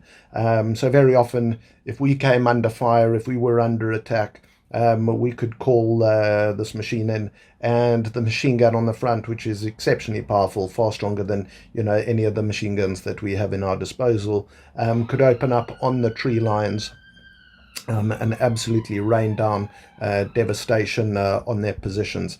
Also, the Hellfire missiles, which are exceptionally accurate, could really pinpoint a target and hammer it pretty hard. Very often, that was also followed up with the machine gun, just making sure that the job was well and truly done. And as you can see there, just cuts through trees like an absolute chainsaw. So a great piece of kit that you really want on your side. I would really not like to have been facing it. As you can see there, smash. Really a great piece of kit, and came to our aid on many occasions. And also, if the Taliban were firing from behind a wall and hitting us, we had the capability of smashing the entire wall in. The Taliban were no fools, though. They really knew how to make the environment work best for them. They obviously spent many years fighting the Russians and perfecting techniques which would make life as difficult as possible for anyone coming into their area. One of the things they used to do was flood their fields, and the mud in Afghanistan is almost like clay. Once it gets flooded, you can actually just get completely stuck in it and can't get out.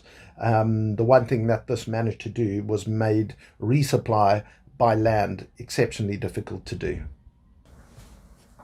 It was for this reason that we started to get most of our resupply by air, mainly by Chinooks, very often with underslung loads. As you can see there, they would fly in. The lads would know in advance that the Chinooks were inbound. We had set up a sort of perimeter defense, and then the load would be dropped, and then it really was a race against time to get all the lads out that we could possibly spare, get all the food that we could, all the ammunition that was dropped off, a lot of the water as well, depending if the well was working, and really manhandle that into the base as quickly as possible, get behind the walls, because of course it was a race against time. Every time the Taliban saw us do that, they saw it as an opportunity to hit us while we were out in the open. One night we set out, night vision goggles, all sneaky beaky. We headed out probably about 2 k's. We headed out to the banks of the Helmand River, where we were doing a sneaky a lurk. A lurk is where you pretty much head out at night, then hide in the bushes undercover, camouflaged, and then hopefully ambush your target early the next morning when they are heading into position.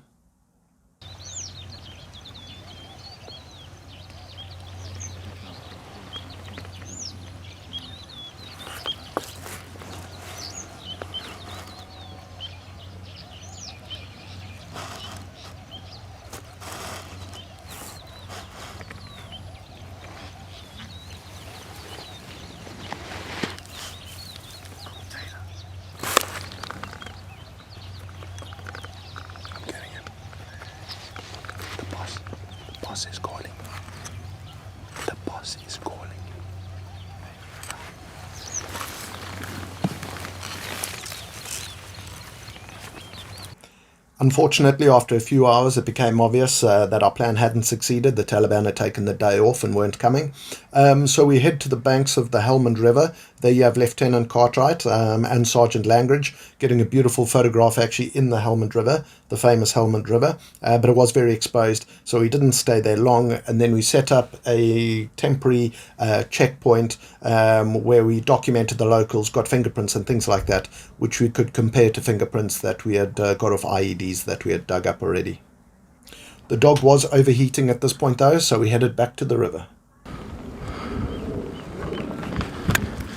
Whoops, dropping my stuff. This is really a little bit open on the Helmand River. That's Karnaka on the other side, and that it's also quite a spicy area, so we shouldn't stay here too long. But that's our dog Viper and Taylor the owner. Because the IED threat was so high in our area, we very often had the dog unit with us who could sniff out IEDs and weapons and things like that. But it was absolutely great having them with us. The guys absolutely loved, obviously, playing with the dog, spoiling the dog, washing the dog and keeping the dog cool in the heat. But he did sometimes need to be carried over canals and things like that, which was often quite entertaining. But for all the fun and games, things were getting a little bit too close for comfort. Edis, one of our main hornmen, stood over a low wall on a patrol and was hit by an IED and had a chunk of his calf blown off. But he was very, very lucky. But it was just one more lad that we lost and had to go home. Literally 2 or 3 days later, I was sitting up on Stag in temporary patrol base Adenzai, and I saw an IED go off at a distance.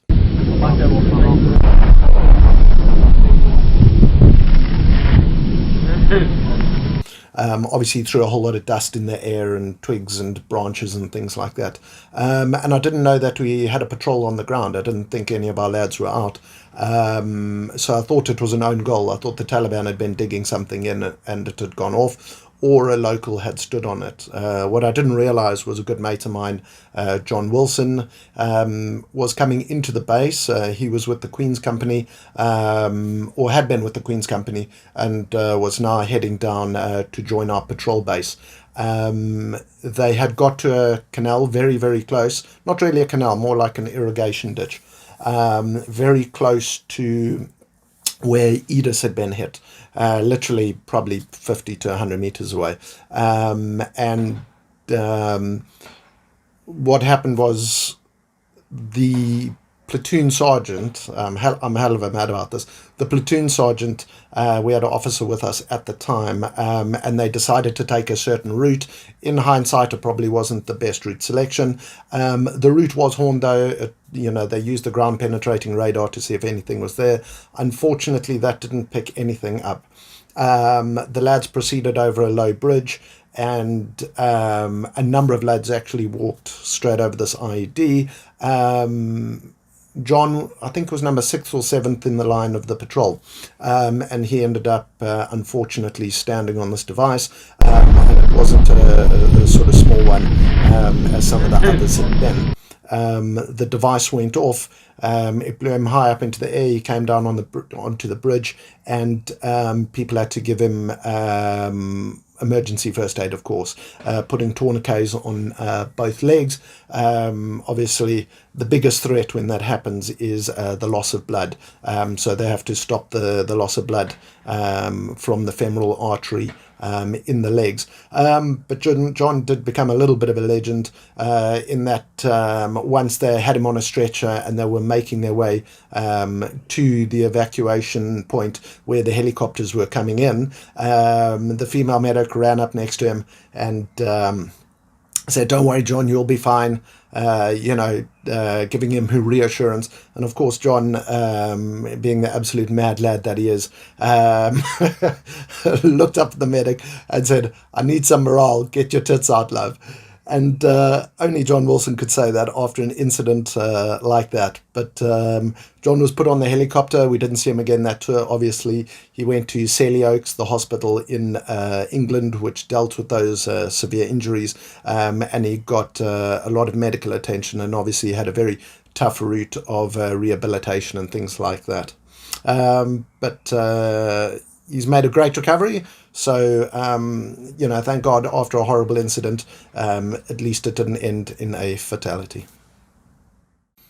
And just then my time for R&R had arrived. So got on a helicopter, left the country for 2 weeks before returning to Forward Operating Base Rahim. Well, there go the guys. They're on their way to Rago. You can see the dog there, sniffing IEDs, going out into the desert. So they're heading north, got the quad with them as well. I'm on the Super Sanger. It is the 29th of July. It's my first recording in a long time, actually. Came back from R&R a couple of days ago. A hell of a lot to catch up on as far as news. And most of the news isn't good. I went on R&R, had such a fantastic R&R with Liz. Went to Turkey.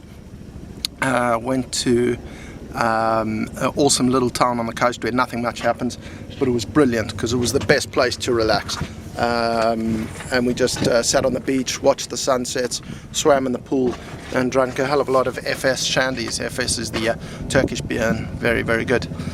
We then went down the coast, got on a little boat, and putted up the coast for 3 or 4 days, which was awesome. There were loggerhead turtles, swam with the loggerhead turtles, found a stingray, swam with the stingray. There was also an awesome Dutch family with some kids, so we spoke Afrikaans with them, and we actually had a really, really awesome time. So yeah, R&R, couldn't have wished for anything better. It was absolutely brilliant. And then, yeah, after R&R, obviously got on the plane, came back here, where I am now, back at Rahim. Bad incident yesterday morning, though, because nothing much seemed to happen while I was away. You know, a couple of gunfights. I was speaking to the lads. Our commander, platoon commander, took a bullet to the antenna of his radio, which was sticking up above his head. So a hell of a close call there. They seemed to get ambushed a couple of times, but none of the rounds seemed to land, luckily. And then yesterday our patrol went out, 6th platoon again, shame, that was the platoon that Wilson was a part of, down at Adenzai again, which is where we'll be in 4 days' time. And that place is obviously ringed with IEDs because they went on a patrol, they walked out, they found one, they marked and avoided, walked around it, straight onto another one.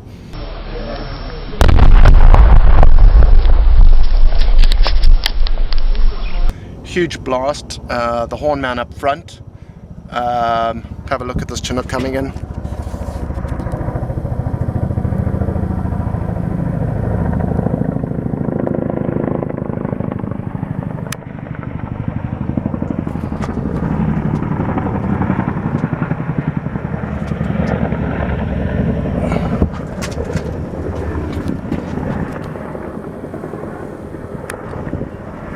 Yeah, it's a bit blurred, but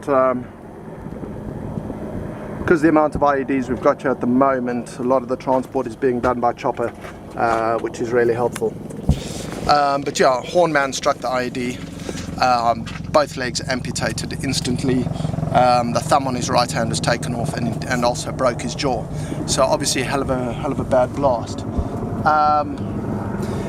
The bad news also is the cover man who was covering him, a corporal, he took a lot of the blast to his side. He got fragged all up his side, broke his arm, but also the frag got underneath his ballistic glasses. He's lost his one eye, and it looks like he'll lose his other eye as well. So it looks like he's been blinded, which is, hell of a bad news. It's one of the worst things that can happen to a guy out here. So we're down at that patrol base in a couple of days, and shit knows what's going to happen. Anything can happen down there. As it turned out, we went and set up another temporary patrol base about a mile down the road, which we called Patrol Base Premier. We did the usual things, sandbagging, setting up defensive, positions because, you know, we knew we were going to get contacted at some point. Making ourselves at home, we had a couple of helicopter drops, got quite a lot of supplies put in there because we knew we'd be there for a good few weeks, and things were guaranteed to get a little bit spicy. There you have we had quite a big wasp problem for some reason. So the guys set up trying to get rid of the wasps. I don't know how successful they were doing that, but then we also set up defensive positions on the roof. You're not supposed to stand like that. That's an Afghan National Army guy silhouetting himself. This soldier here stood up there for about 2 seconds while I took that picture before getting into cover, because that's a very, very good way of getting yourself shot in that country. We then set up, you know, making dinner at night and making ourselves at home, but inevitably the Taliban figured out where we were, what we were doing, and came and paid us a visit. Shut away. Shut away. You ain't got your arc, mate. I can fit.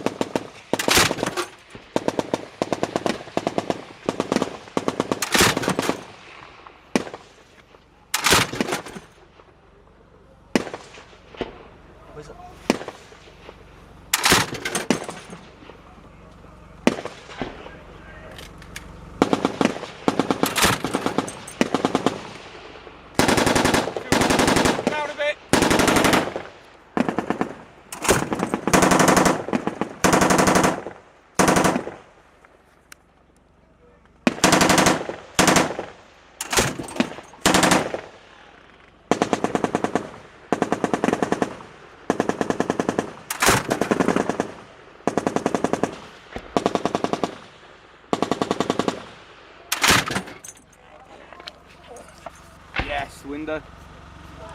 Shot. Check fire! Check fire!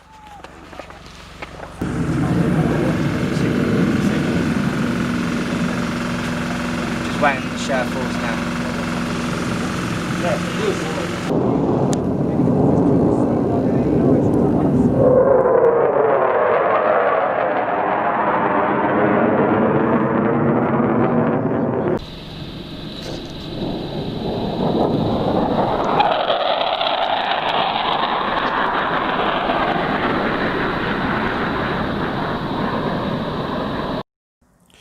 We also used the base as a springboard for offensive operations, heading out into the lands around us, trying to nab high-value targets or anything of interest like that.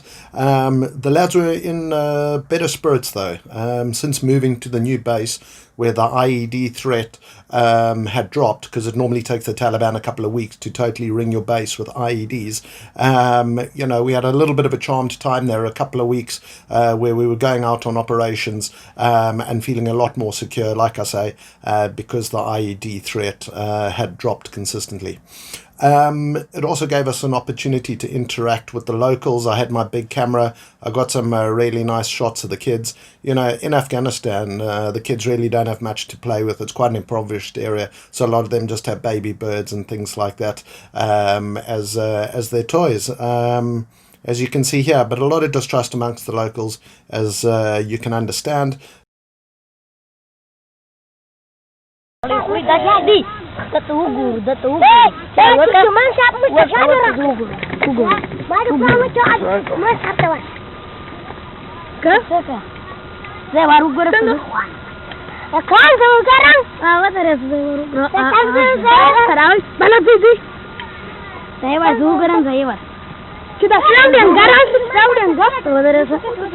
Eyes closed. That's okay.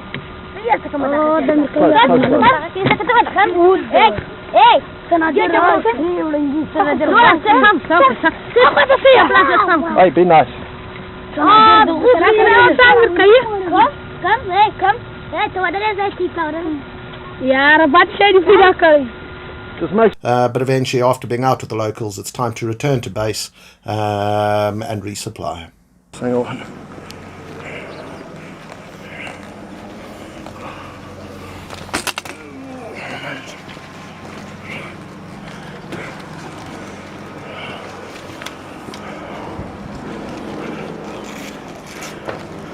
Pain. Really.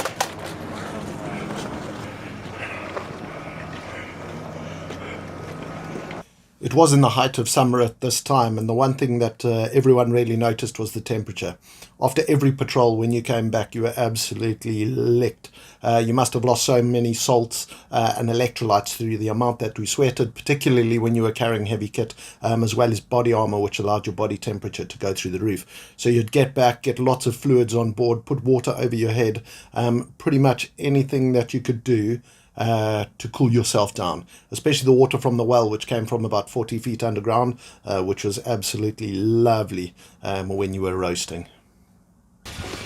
Alright, it's about the 15th of August now, and this tour is going from crazy to bloody ridiculous. Yesterday, the Queen's Company, one of our patrol bases, they set up a temporary patrol base, so they had temporary sangers out and things like that. And that is sang at ground level. And during a contact, some Taliban attacked from the south, and while everyone was concentrating on the south, a single Taliban guy crept up through the corn, attacked the sanger in the north of the base, and considering this base is only about the size of a tennis court or something like that, it's not particularly huge, managed to shoot the sentry there 3 times, once in the shoulder, once in the stomach, and once in the leg. Then climb into the sanger, took the GPMG, which is a machine gun just like this one here, general purpose machine gun.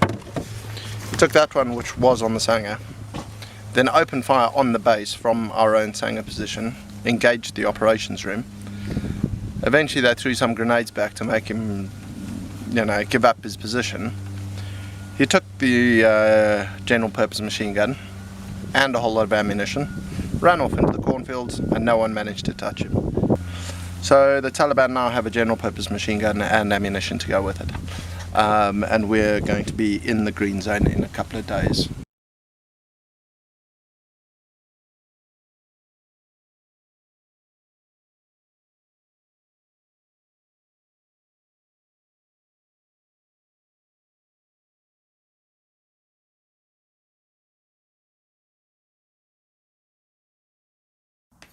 We didn't know at the time that that was going to be a sort of harbinger of what was to come for the Grenadier Guards. So when we were down at Premier, we took life quite easy, doing the normal patrolling and sleeping and things like that. But we actually had an opportunity to relax a little bit between patrols, read some books, catch a little bit of sun. As I said, the IED threat had dropped off, so we were feeling a lot better about life at this point. We even managed to get quite a bit of gym in, even though it was stinking hot. We did manage to use sort of each other as gym equipment, use body weight and things like that, human resistance, and get a good sweat on. There's Foxy, obviously gleaming in sweat. It must have been about 50 degrees in the middle of the day. It was really, really roasting. But we still pushed through, got some good training in, and thank goodness the well in the compound managed to keep going and supplied us with cold water the whole time. But then the bad news just kept on coming in. I made another recording 2 days ago concerning the one Queen's Company base, which was temporarily overrun. A guy was shot 5 times, not 3 as I reported, but he seems to be okay. A GPMG, general purpose machine gun, was taken in that attack. And then yesterday, even worse news, they did the same attack again on 2 bases, temporarily ran some of them over. One of the lads on sentry got some grenade frag in the face. He was also shot.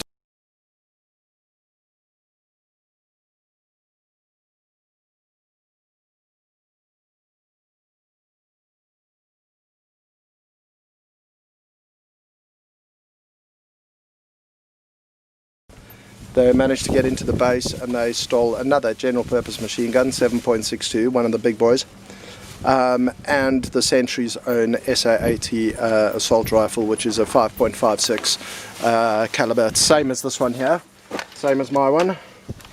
So that's what they took, and with that, which is not good, because that is a sighted weapon with optics. So in the confines of the green zone, where you can get very close, they can use that to snipe. So in the last week, the Queen's Company have had one guy killed, one guy severely injured with 5 gunshot wounds.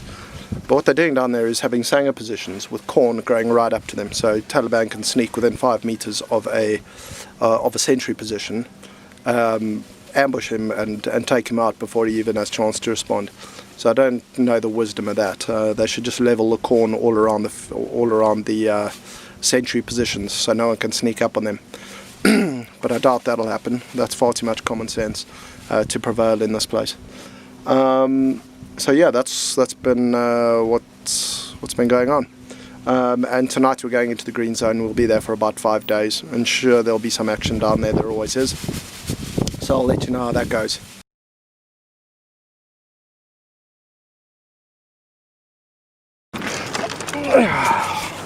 The Hawkatron Loco.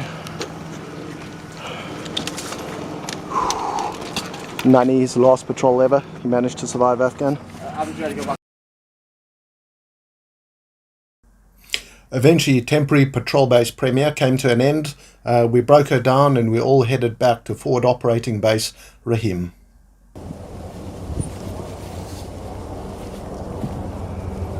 Well, here comes a Pedro medical helicopter, one of the American ones, low over the desert. It's going to land here. We've just had a ALP IED casualty. I think he was trying to dig an IED out the ground like they do for some reason or another, and the device obviously exploded in his face. It's taken most of the fingers off both hands, and it's also got a lot of frag to the face. I think he'll be blinded because there was a lot of blood on his face when I let him through the gate. He was an absolute mess. Just have a look here, that's a Black Hawk there.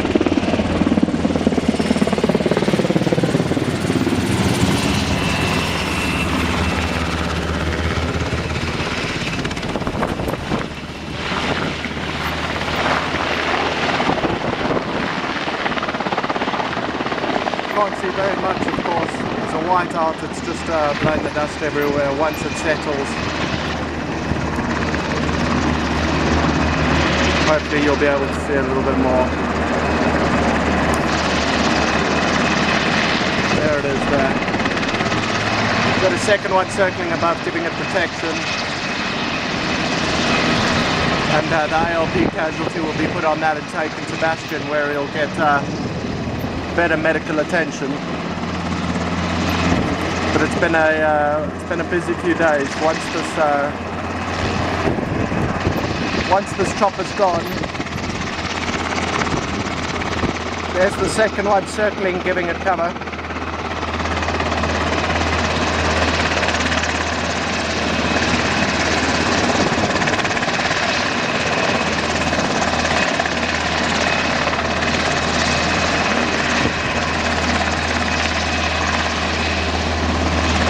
I don't know where the casualty is, he should have been there by now.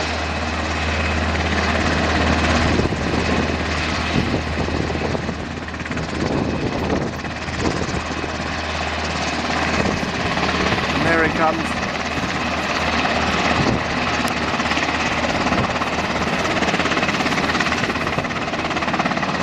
There's the casualty. That short little one is the medic, Danny, great medic.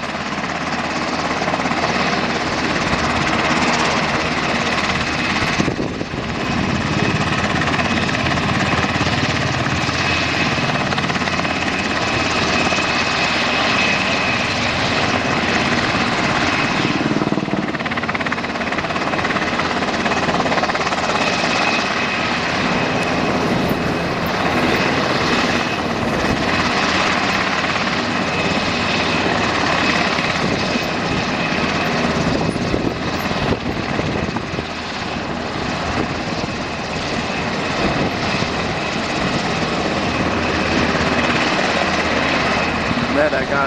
These are the choppers which come and land on the ground when we injure ourselves.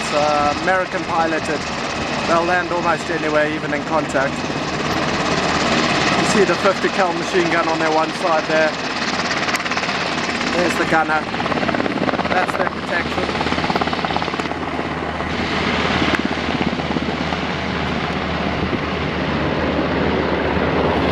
And off he goes. They'll be back in Bastion within about 10-12 minutes or so.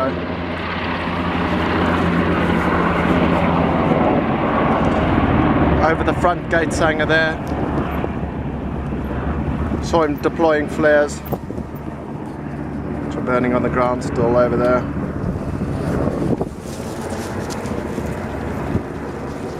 And off they go. Bastion's over there in the desert, probably about 30 kilometers or so.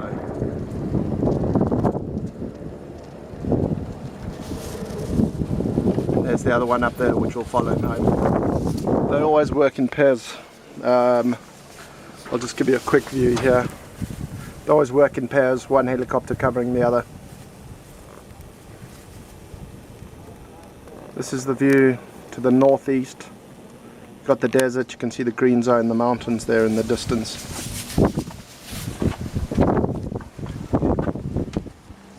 This is the camp which is being broken down. We should be out of this camp in about 3 weeks' time. So it really was sad having to break down forward operating base Rahim. It had become our home for many, many months.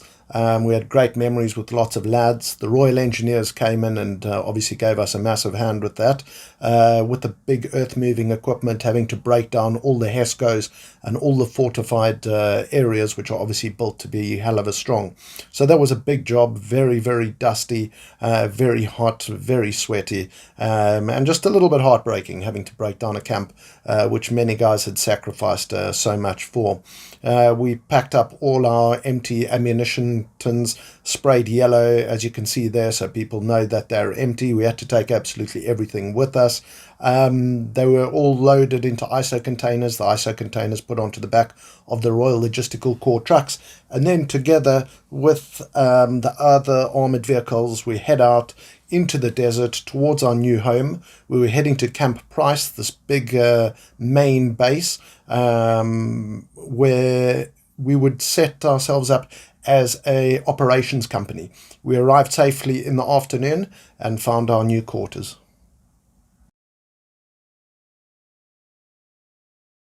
Now, Camp Price is a multinational camp. The Americans were there, the British were there, the Danes were there, the crazy Vikings with their armoured vehicles. A lot of the support units are there. A lot of the armour is there. It's a much bigger camp, which is why we were an operations company, which means we were sent out on very particular, quite large missions from the camp.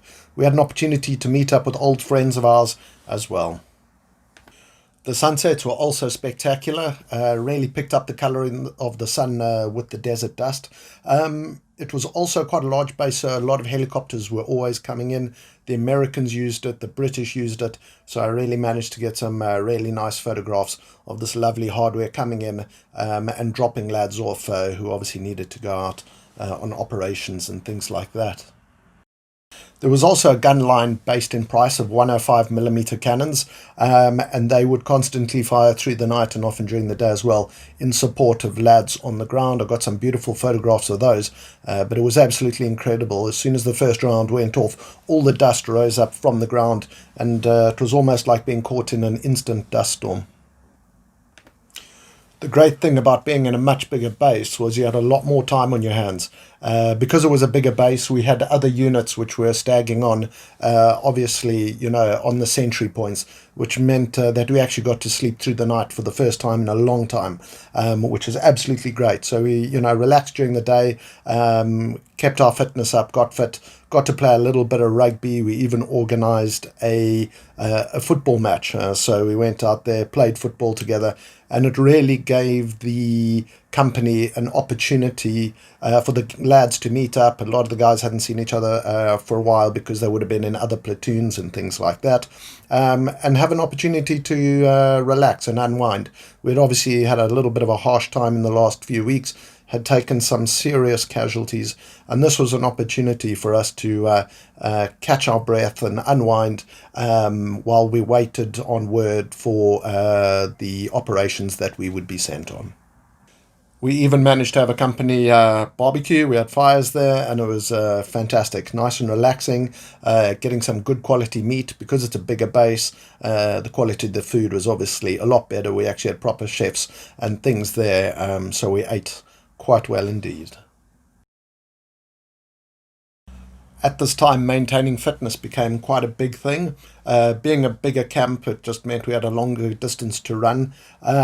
So almost every single day we were doing physical training, a lot of the stuff bearing weight like that, which is in the heat and absolute lick out, but is very important when it comes to things like casualty evacuations and things like that. The competition between the lads on the fitness side got quite intense. A lot of the guys had a lot of fun. Those of them that enjoyed fitness really enjoyed themselves. Those that didn't enjoy fitness as much didn't enjoy themselves to such an extent. But we absolutely sweated litres into the sand there, keeping our fitness up, as well as using body weight, a lot of dips, press-ups, and things like that. There's Sergeant Benison putting Distiglione through his paces. But Price wasn't a holiday camp, and we were an operations company, so it was only a matter of time till we started getting briefed on a large operation which was coming up. It was going to be called Operation Zumbele, into an area obviously called Zumbele, and we got our stuff together and prepared to set out on what would prove to be quite a large mission. On the morning of the Zumbele operation, we got all our stuff together and headed out into the vehicle car park. It was a massive operation, as you can tell there from the number of vehicles employed and the number of lads that were there. It just wasn't a single platoon heading out. It was multiple platoons, multiple vehicles and weapon systems were involved. The FSG, the fire support group, were there with the heavy weapons. There were a lot of Mastiffs and sort of IED-proof vehicles. Well, they're supposed to be IED-proof, but unfortunately, as we're going to learn, there's nothing that is completely impervious to everything. There's Loka about to get on board, myself getting ready for the operation. Obviously that big pouch at the front, I've got a lot of underslung grenades. Our female medics, who are absolutely fantastic at all times on both my tours, absolutely did fantastic service for the lads out there. And the big 50 cals on top of the FSG Jackals. Once we had all got our kit together, it was time to set off. Once we were in the armoured vehicles, we strapped ourselves in and got ready for the trip. The vehicles pushed out of Camp Price, went through the town itself, along the canal, through the sort of bazaars and things like that, and eventually crossed the Helmand River on a large bridge. The area around the Helmand River, you know, it's a lot greener. Obviously there's water there, but once you pushed past the river and you went through the town and a little bit further on, things became very dry, very sparse, and the villages were few and far between. We travelled for about 2 hours along the main supply route before turning off the road into the desert. Once in the scattered village of Zumbele, the vehicles started pushing forward. We had these mine detection vehicles going ahead of us, hopefully trying to pick up IEDs in the road and in the ground and things like that. I still remember we were travelling along in the armoured vehicles. I was sitting in the passenger seat, but up front, so looking through the front windscreen. And we were going along this dirt road, and behind me I heard a massive bang. So it was obviously an IED which had gone off, and just a huge bang. But I didn't think much of it, because I'd seen a number of these vehicles which were designed to hit IEDs, strike IEDs, and they're actually designed for the wheels to fly off both sides, and everyone inside is in a sort of a safety cage, and hopefully, they are kept okay, and then the vehicles can just be towed away, and there's quite a simple process of, putting the wheels back on and things like that. So when this explosion went off behind me, I didn't think too much of it. I thought the guys would be okay. And then I came across the radio, and they said our vehicle must stop and go and give the vehicle behind us some help. And I thought, okay, you know, the lads may need help getting out of the vehicle, which I had done on a number of occasions on my first tour of Afghanistan. But I was absolutely amazed when I got out the back of our vehicle. We opened up the big armoured doors at the rear, and I looked back, and this armoured vehicle, God knows how much it weighs, probably 15 to 20 tons, had gone over an IED, and it must have been an absolutely massive IED. And the entire vehicle had been blown up into the air, had flipped head over tail, and then landed on its back and rolled, which was actually quite a shock to me. I didn't think that any IED would have the power to do that to such a big vehicle. Unfortunately, in that, a Dragoons Guard lad was killed.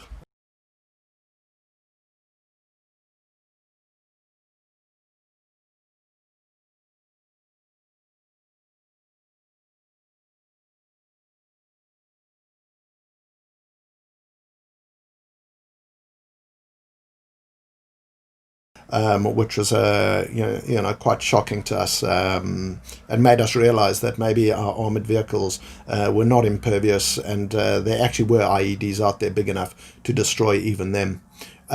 We got back into our vehicle after giving assistance. We headed further up into Zimbabwe onto slightly higher ground, and we had probably another 2 IED strikes on vehicles. Thank God not as bad as the one which we had just witnessed, but did take the vehicles sort of out of commission. But what was obvious was that this area where the Allied troops hadn't been into for a long time, or even before, the Taliban were waiting for us, and they had set up a number of IEDs in the area, which was a bit disconcerting. We eventually pushed forward and took over a compound which we would use as a temporary base. The first stage of securing the base was to make sure that there were no IEDs in the compound. So our horn guys would go forward with the ground penetrating radar. They would also be supported by the dogs, which are obviously trying to sniff out the explosives in the ground. They'd go around the edges of the compound and then do the middle of the compound and make sure it is clear. We would then put up defensive positions, ladders against the wall, put sentries up high on the wall to make sure that no one was managing to sneak up close to us. And in the desert, you've got quite a vantage point you can see for quite far. And then, of course, as the British Army does best, we started filling sandbags and building defensive positions because we were obviously going to be there for quite a few days during the operation. We then pushed out patrols.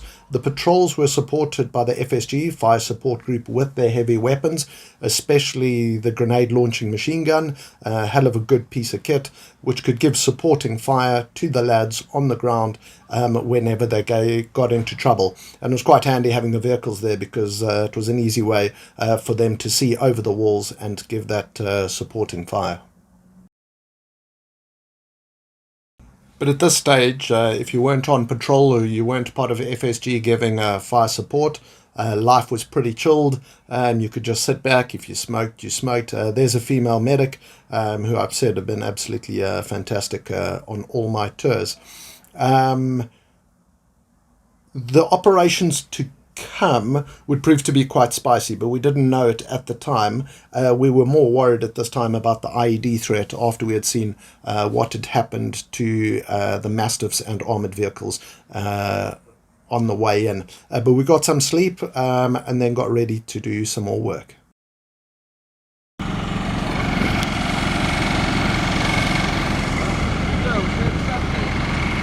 Alright, this is a little compound that we've taken over in a place called Zimbabwe. We've mobilized out of Forward Operating Base Price, which is quite a big place, probably second biggest bastion. And now we're here. You can see the jackals here, and they're on stag, all pointing outwards. I don't know what's happening there. I don't have that vehicle's on fire, but they're using a fire extinguisher on it, so quite interesting. Let's have a look.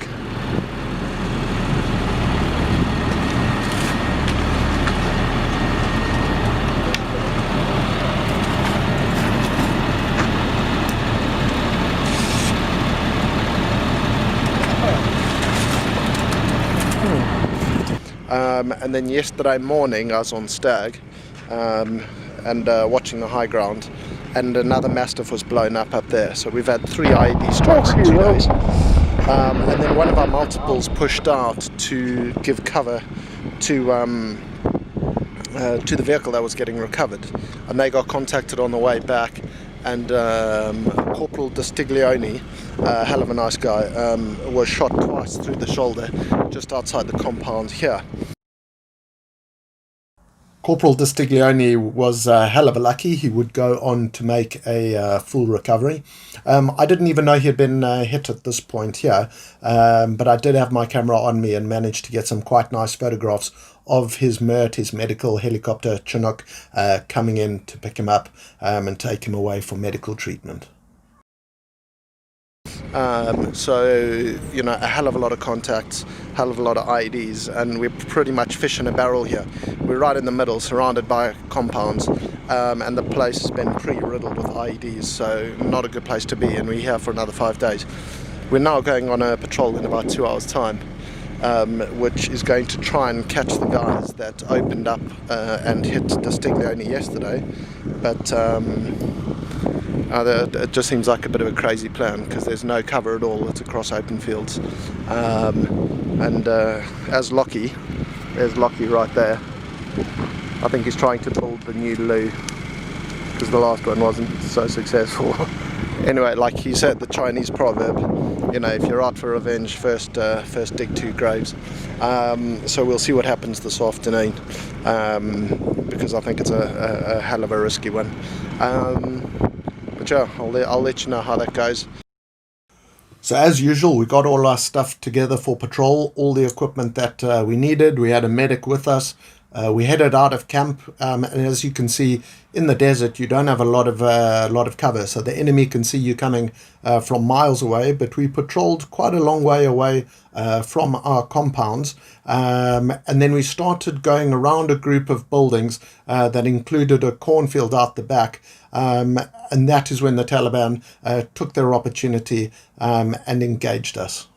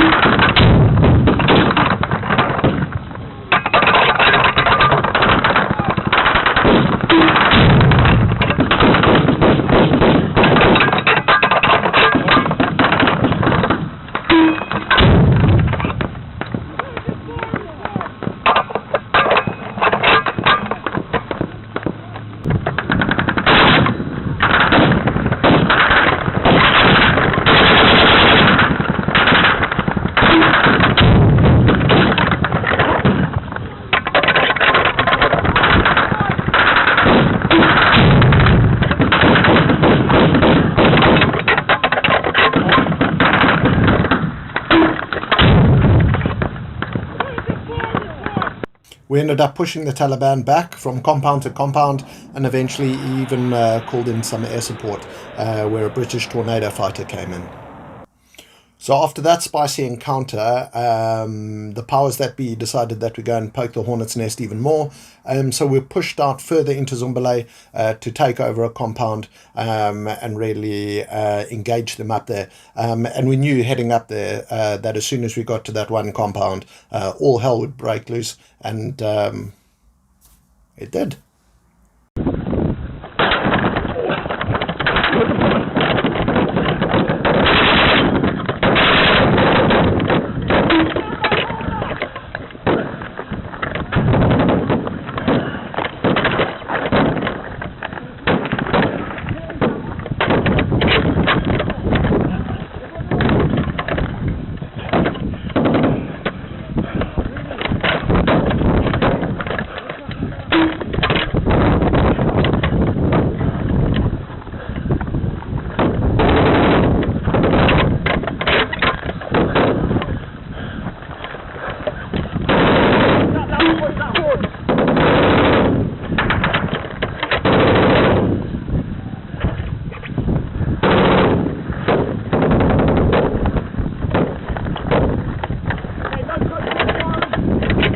Watch back first!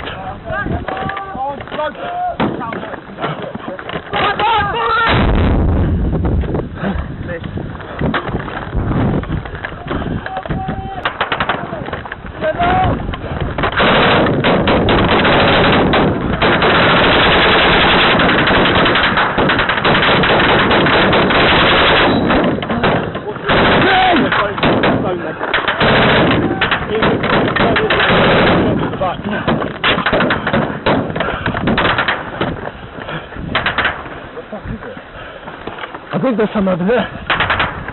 That's what I'm hearing. That little fucking gap. Look up, mate. I think, see that fucking... Hold up, join up a big stick. I think Garrett's got it in it. Yeah, don't fuck, set that wall up. Right. Hold it for now. Go, give it.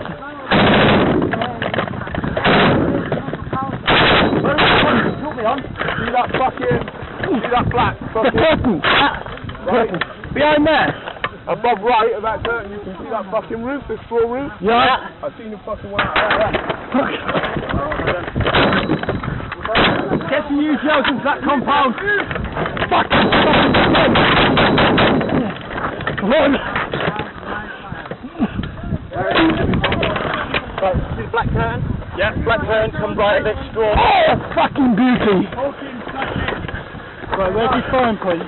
Look where the smoke is from my UGL. Back blast! Rapid!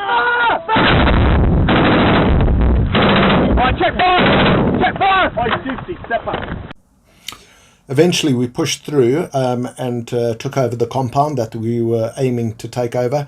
One of the Afghan local policemen who were with us had a hell of a close call in the engagement. An AK-47 round went through the stock of his AK-47, but luckily missed him. We went around doing the usual tasks, fortifying the compound, digging murder holes in the wall so that we could fire outwards at enemy positions, as well as filling sandbags and things like that, building up defensive positions on the roof, which would allow us to have sangers and really keep an eye on the enemy and make sure that no one was sneaking up on us. At any point. There you have the general purpose machine gun with a sandstorm developing in the background. Well, it's sunrise, 13th of September 2012. There's Dwayne Reed pumping himself some water. Time's about 6:30 in the morning, got some cows. Everyone's sleeping at the moment. This is a temporary checkpoint that we took last night in a place called Zumbalo, where we've been doing an op since the 9th. Just to let you know what's gone on since then, I'll just give you a quick scope around.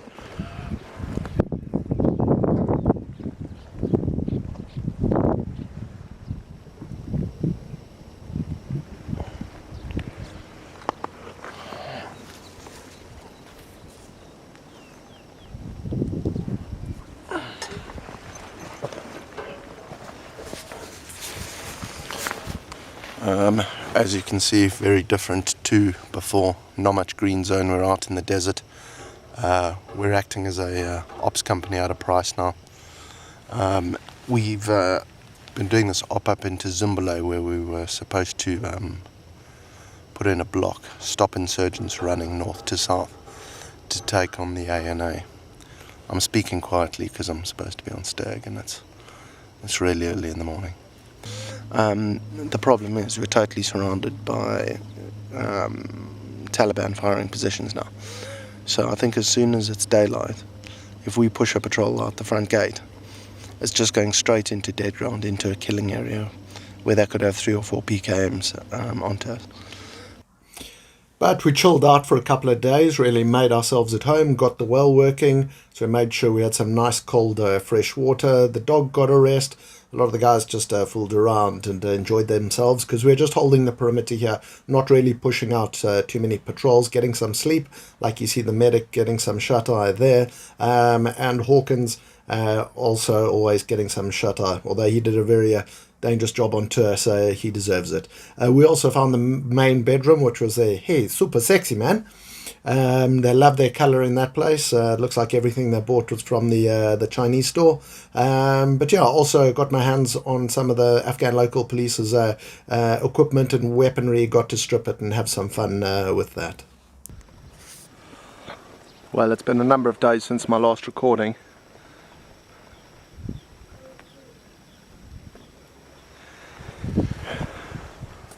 It is the 15th of September 2012. And since the last recording, yeah, we had a bit of luck because we were wondering whether we'd have to pull out in the daytime. We had a sandstorm blow in the one day, which ruined visibility. So we had to patrol minimize, which means we don't patrol. So we didn't go on patrol that day.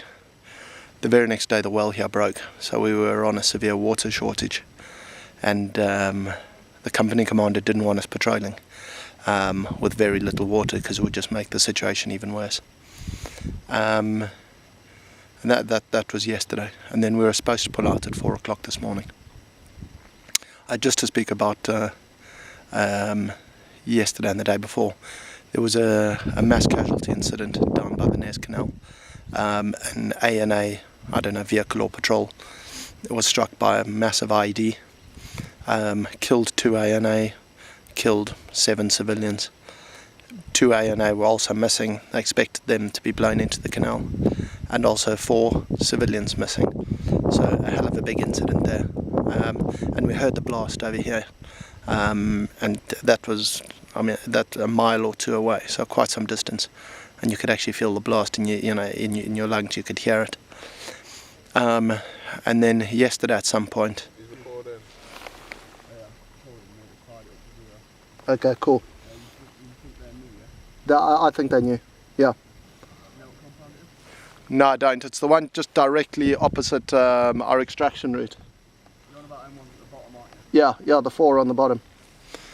Just speaking to Garrett there's some new holes which have appeared in a compound wall, which is where we are going to be extracting through, which is never a good sign. So I was just letting him know about that. The Queen's Company FSG was also caught in a blast yesterday, and one of their jackals got destroyed. Unfortunately, one British soldier was killed.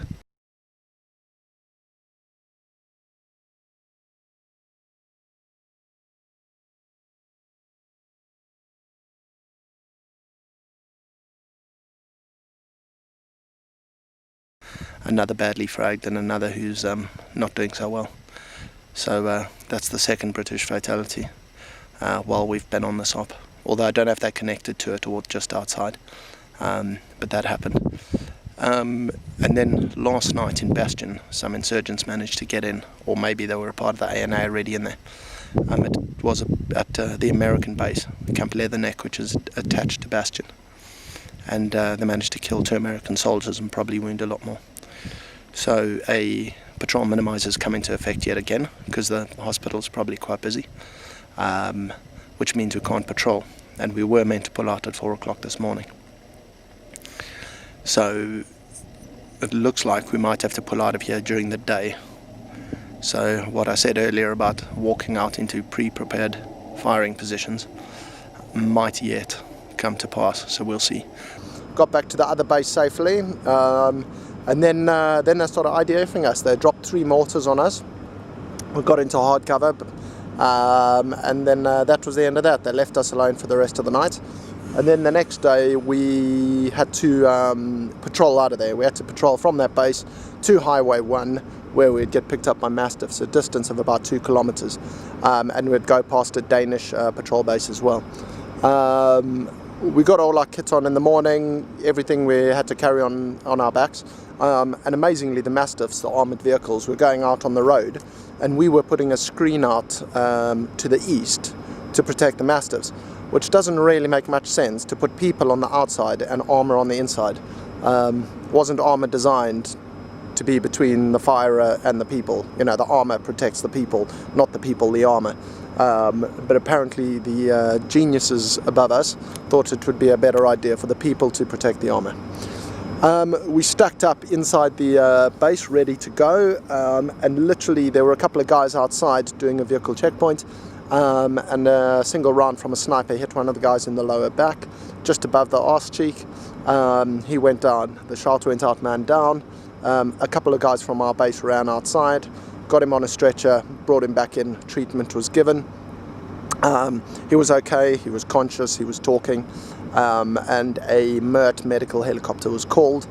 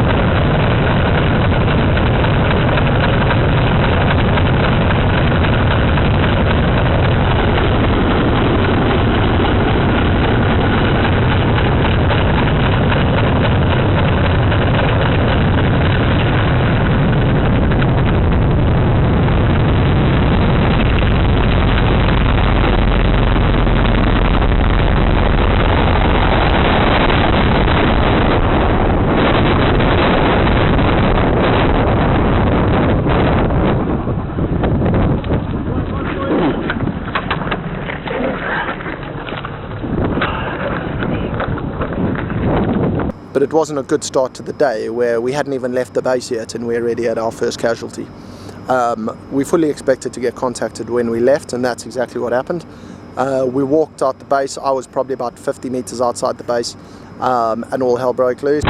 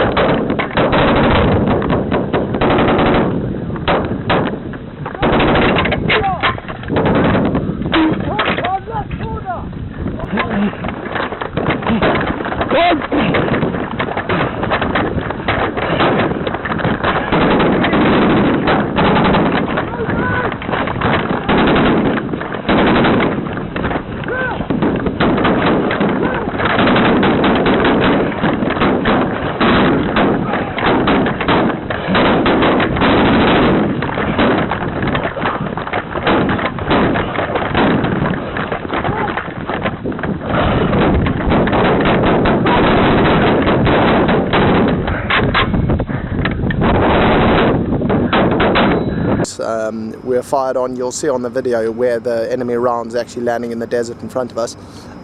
We returned fire, or at least I tried to. I got one round off, and then surprise, surprise, for the 6th or 7th time this tour, my weapon jammed, and it was a bad jam. I wasn't just getting one round stuck, you know, 2 rounds were folding in on each other. It was just a complete dog show. So I quickly realized I was incapable of firing any rounds, and so I just resorted to the good old 40mm grenade launcher. I put 3 grenades perfectly on top of this compound where the firing position was, at a distance of about 300 meters. It was really some good shooting, but it was very frustrating. You'll see half the video, my weapon's aiming at the floor. We've We've got the firing range next to us. They're just practicing on the range. Brilliant.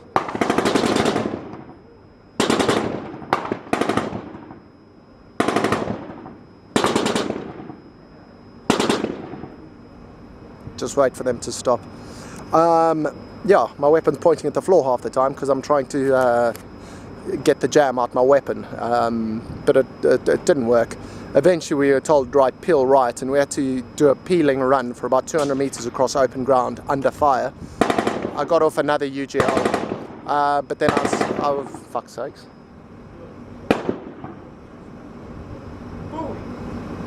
But then I was out of UGLs. Here's a guy, here's with the dog team, he's training his dog.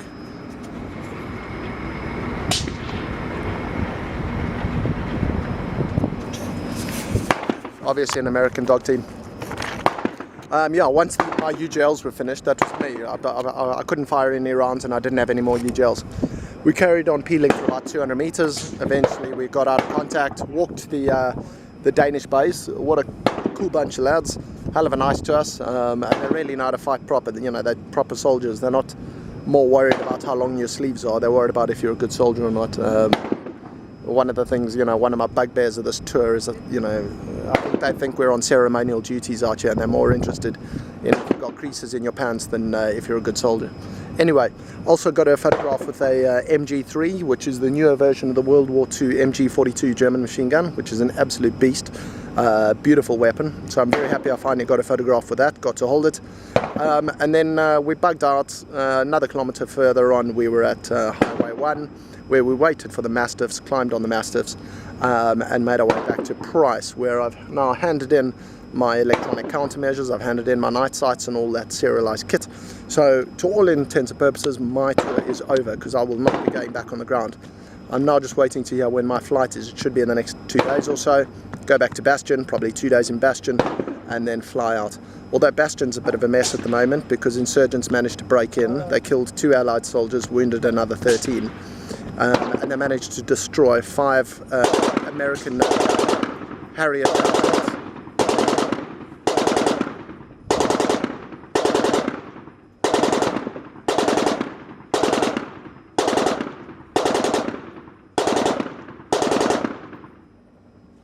Yeah, they destroyed 5 American jump jets, damaged another 2.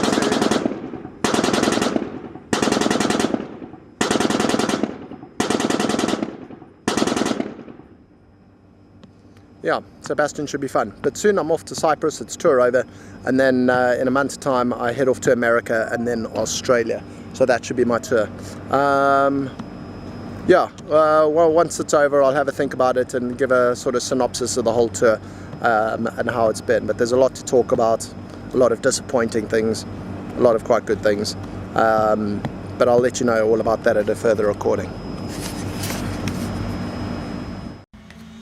So yeah, eventually the day arrived. I got into Chinook at Camp Price, flew over to Camp Bastion. It's the last time I flew on a Chinook, one of my favorite things in the world. It's an absolutely beautiful machine, and the sound of it when it flies over London today I still recognize, and it gets your heart rate up. Once at Bastion, we obviously got on a much bigger aircraft, flew out to Cyprus, where we had 2 days of decompression, which is supposed to let us unwind before they unleash us on the civilian world back in the UK. We get a bit of time down at the beach, hell of a good fun. There are a lot of boat rides, things to swim out to, and after being in a country where you hardly see any water, and the water you do see is the color of coffee, it's lovely being in a crystal clear ocean where you can swim, you're not confined by body armor, and you don't have to worry about somebody shooting at you. And then you get taken to Akrotiri Airport, you get put on a RAF jet. It's more of a civilian type airliner than those military aircraft that you saw earlier. And you fly back to civilization, and for all intents and purposes, the tour is over, you've made it, and you finally get to relax and see your loved ones again, and think about what you have been through in the last few months. And so, as I said at the beginning of the video, I didn't set out to, offend anyone or hurt anyone's feelings or anything like that. And I don't want anyone to think that this is a concise history of the Grenadier Guards tour that I was on. It was purely my experience, the way that I saw it, the things that I were told, and the ways that I reacted to it. So it was my experience, and like I said in the beginning, everyone else's experience is different. I hope this video, it is a little bit long-winded, but I wanted a lot of the guys who were on the tour with me to have an opportunity to maybe see themselves as much as possible and reminisce about the places they were at. And I hope that this movie in some way helps them, or brings back good memories, and helps them in some way, because I think, whether it was good or bad, for many of the guys, it was a pivotal time in their life, and they do look back at it as a time where they did do extraordinary things with people who they developed a great bond with. And I think now in the movie I'll put in a section to the guys who were not so lucky, who maybe paid the ultimate price, and they should really be remembered for the sacrifice that they made while we were over there.